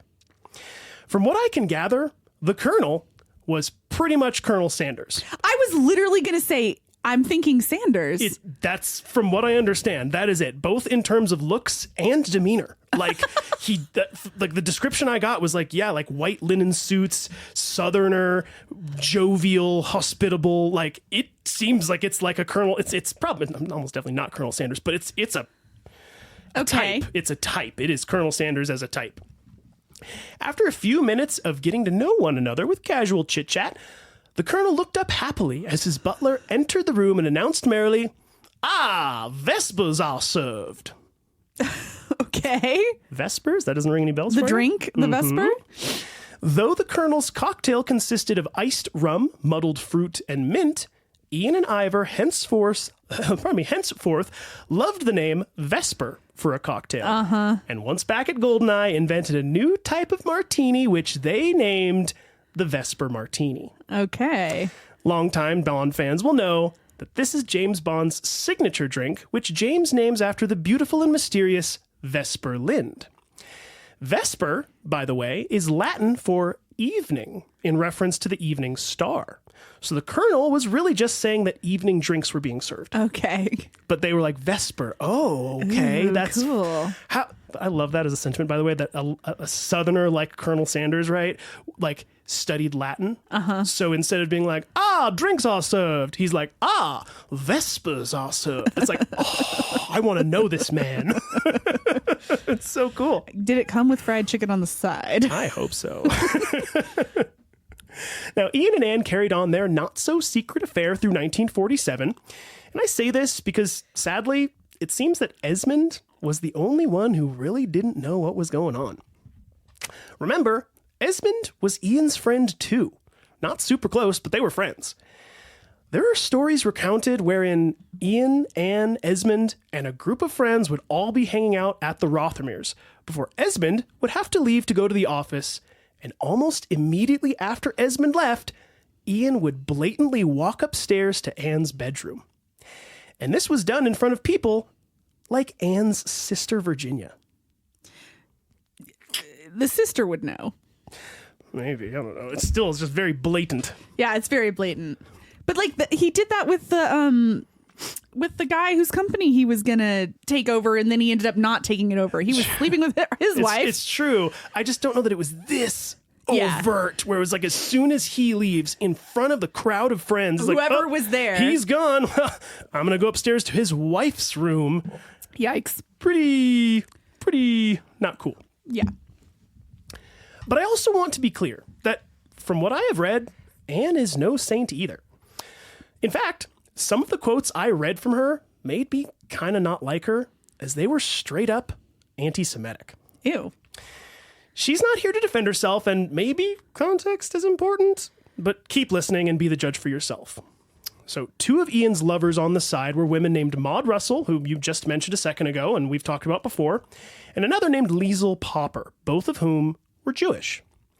When Anne learned that Ian was keeping up with both women, Anne wrote to Ian saying, quote, "Sometimes I am shaken by your total acceptance on all matters, both material and philosophical, of the edicts of Maud and Liesl. It is dangerous to live in an ivory tower to which only 2 elderly, extremely intelligent Jewesses possess the key. I don't know if the term Jewess is just an old school term. If anybody knows, let me know. If that's the case, okay, cool. No harm, no foul. But Jewess does not feel like a kind term to me. So to describe somebody that way feels like it's coming from a place of anger and hate. I don't know. I don't know. But if anybody does know, hey, let us know. Now, going further, there is another story about Anne, recalled by Ivor Bryce after she and Ian were married, in which she informed Ivor to keep Ian's secrets to himself. Unless, of course, he was spending any time, quote, near a middle-aged Jewess. See what I'm saying? Again, it just doesn't feel kind. Wait. She said keep his She things... says, so basically, Anne said to Ivor, she's like, hey, don't tell me anything about Ian. Don't tell me what he's doing. I don't want to know unless she's Jewish. It has to do with a middle-aged Jewess, quote unquote, was what Anne said. Weird. So that's what I'm saying, I don't like it. Maybe it's just an old school term and it wasn't actually meant to be that way, but it doesn't feel that way to me. Doesn't feel nice. Yeah, it feels bad to me. So Let's move on. I don't like it. I know, it's gross. Strangely, however, Ian seemed to feel the exact opposite, and at one point even described his ideal woman as, quote, 30ish, Jewish, a companion who wouldn't need education in the arts of love. She would aim to please, have firm flesh, and kind eyes. Okay. Very specifically, though. That is very specific. He's got a type. He's like, I like Jewish women. So it's very strange to me that Anne seems to be kind of anti-Semitic. I don't get that, but anyway, we'll move on. Now, 1947 went on with Anne and Ian carrying on their affair without much thought. Now, I said I wouldn't get too much into this stuff, and I'll try not to, but this little nugget is just too juicy to not share, and it will give you a very good idea as to the nature of Ian and Anne's relationship. I don't know if you remember, but in episode 1 of this series, I briefly mentioned that Ian developed something of an S&M fetish, speculatively due to the regular beatings and whippings he would receive while in school. Well, apparently, Anne was into the same thing. Very much so, in fact. In one letter that Anne sent to Ian after spending a short holiday alone together, she writes, quote, I am afraid I loved cooking for you, and sleeping beside you, and being whipped by you, and I don't think I have ever loved like this before. I hope you are safe at home, and missing your black bitch, and I long for you, even if you whip me because I love being hurt by you, and kissed afterwards. What? Yeah. Yikes. Again, sorry for the language, everybody. This is a quote. But yeah, so that was how they spent their time. Okay. Was, hey, I'm not judging. Live your life. This is just what they were into. To me, it's a little funny not being a part of that world, but I'm not here to judge you. You live your life and be happy. I don't care. Oh, man. Now, in 1948, after talking about it incessantly, but not quite being able to figure out a plan to make it happen, Ian and Anne finally managed to take a trip together to Jamaica. They spent the trip spearfishing for lobster, reading in the garden, drinking Blue Mountain coffee, which is delicious, by the way, and introducing Anne to the local cuisine cooked by Violet, which included curried goat, salt fish, grilled snapper, callaloo, rice peas, and ackee. And I could tell you what all of those things are, by the way. You can Google them, or I can tell you. The two had also brought along a few friends, Lolia and Noel, to really help sell the holiday as a big friendly vacation to Esmond. Mm-hmm.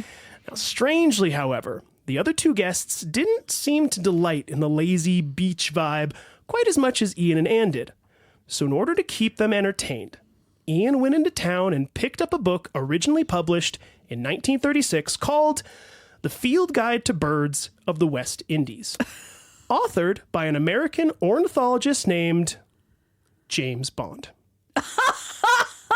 No. Yes. A book that would end up sitting on the shelves of Goldeneye from that point forward. Huh. Unbelievable, right? And that's what this was the example that I was holding on to when we were talking about it a few minutes back. Uh-huh. It feels clandestine. It just feels like this name, James Bond, just kept popping up in these weird little ways that just like it planted in his subconscious. And I really think that most people will say that this is where the name came from. I think this was the final nail in the coffin of like, it's going to be James Bond. Yes. He was like, it had been in his subconscious, and then it came onto this book, and he was like, there it is.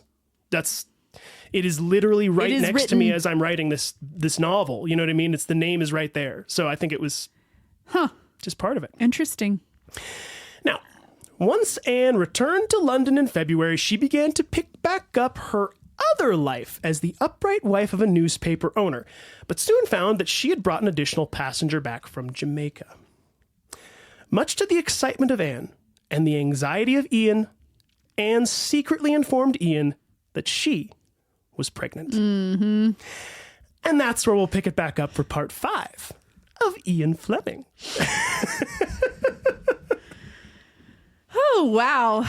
Lots going on there. Uh-huh. I just have that song, let me tell you about the birds and the bees. In my head. It's possible. No, well, that would have been like the 60s. So I don't think they would have been listening to that when they were... It was later. It was at least the 50s. Yeah. So I guess as we wrap it up here, a couple things as always, like we always like to do, a couple little shouty shouts, right? Shouty yaddies. So let's see. First and foremost, I always like to give a little shout out to my buddy Akiva. Anybody looking for chef's knives or any type of custom knife, really, go and check out Metalwork by Meola, MEOLA.com. Use the code biographers at checkout. You're going to get 10% off your order there. Again, that's going to be Metalwork by Meola.com. And then we always like to give a little acknowledgement to our sponsor as well. As of now, it is McQueen Pipes. That's Mac like mac and cheese and Queen like Queen of England. Queen, Queen. McQueenPipes.com. Use the code biographers at checkout. You're going to get 15% off of your order there. That's going to be for all things like any type of pipe needs, smoking pipe needs kind of a thing. So go check those guys out. Aubrey, what else? Have we got anything? What's going on? I don't know. I'm just amazed I got through this episode with my crown. Oh, yeah, with your excruciating pain. Pain. One quick thing is that... Did you notice this? On Christmas this year, we had this huge spike of listeners in Japan. Yes. I don't know why, but hey, folks in Japan, love that you're listening if you are. Hi. Hi. And if anybody is able to tell us why you're listening, I'm just curious. Yeah, if it's like for a class or something cool, if it's just word got out, I don't know. Are we just super popular in Japan? I'm assuming it was part of like a class or like somebody learning a language. Yeah, somebody was like, oh, you need to learn about Queen Victoria or something. And so I have no idea. So anybody if in Japan, if you hear this, shoot us an email, thebiographerspodcast@gmail.com. We just want to know why this happened. We're excited. Yeah, we're very excited. Thankful. I was just like, why are we getting... It was like 400 streams in Japan in a day. Or like 2 days, I think. It was wild. So, let us know what's going on. I just want to know. Yeah, curiosity. And then beyond that, I will also say, like always, for any corrections y'all have, if there's any mistakes that we made, again, shoot us an email at thebiographerspodcast@gmail.com. Happy New Year. Happy New Year. Yeah, although this will be, we already released an episode this year, so... Oh, it's true. That's right. Happy New Year. Happy New Year. This is the first one we've recorded. This is making me think of that Larry David thing about like when he's like, Happy New Year. It's been weeks. It's been weeks. That's a cutoff. Wait, did you hear that they're doing the final season of Curb? I did hear that. Yeah. I don't know how to feel because the last season was not good. Well, I just watch clips. I don't watch like watch it. Well, that's a mistake. You need to watch all of Curb. I know, but I did hear through Bailey was like, he wants my friend Bailey that listeners, you don't know Bailey, but he's a friend. Anyway, he just said that like Larry David is a character and he wants to go back to being the nice person that he actually is. Well, that's what he like tweeted out or whatever. Yeah. I personally think it's Larry David being sarcastic because I think a huge part of Larry David's personality, George Costanza was based on Larry David. Like that's, everybody kind of knows that. So I personally think that when Larry David put that out, I was like, you know, I just want to go back to being the sweet, kind, thoughtful Larry I've always been. I think he was joking with people. Well, it went over my head. I don't know that. And if Larry, if you're out there listening, buddy, please tell me because I want to know. You're one of my favorite human beings ever. And tell your friends about the Biographers podcast. Oh, that too. but yeah, when that got released, I was like, oh, that's cute. And then I thought about it and was like, I think he's joking. I think he's like messing with us because this just is not a Larry David thing to say, you know? Mm-hmm. But anyhow, anything else, Barbarito? Nope. I think I'm good. I'm interested to hear more. We got 2 more parts, everyone. I'm accelerating a little bit. We're going to have a part 5 and a part 6. Initially, I wasn't sure if it was going to be like a 7-parter or an 8-parter. And I've gotten into a bunch of stuff in Ian's life that's like, okay, we doesn't need to get into that. Like, it's just not like the most interesting stuff. It's just sort of like, you know, normal humanings. So this is episode 4. Yes. Okay. Episode 5 will release on my birthday. Hey, there we go. The day of your pate. Mm-hmm. Me being one of the only people that has happy birth to me. RSVP'd for. Okay. Oh, so this episode will be on your birthday. So happy birthday. No, this won't. Not this one. Oh, next the one. next episode one. 5. Yeah, next happy one. Next one. I'll say birthday. Yeah, not happy birthday now. Just deal with your life now and your crown. Which, by the way, are you getting that taken care of soon? What's going on? I get it's the temporary right now, and I get the permanent one in like another week and a half. Oh, that long? It's like 9 days because I only got this one. Anyway, it's unpleasant, and dental work is ugh. I hate the dentist. I love the dentist. I appreciate what they do. I just hate going to the dentist. I think that's the way to say it. Yeah, it's not great. Well, I guess on the high note of dentistry, we'll leave everybody. It's gonna stretch my jaw a little bit. It's starting to throb. All right. Well, thanks everybody for listening. We will see you next time. And take care. Have a great week. Take care of yourselves. Take care of each other. Be good. Have a lovely day. Yeah, I know a lot of you are struggling because it's like back to work after holidays and things like that. So listen to more podcasts and be happier. And be happy. All right. Thanks, everyone. We'll see you next time. Bye. Bye. You've been listening to The Biographers. For more information, please visit thebiographerspodcast.com.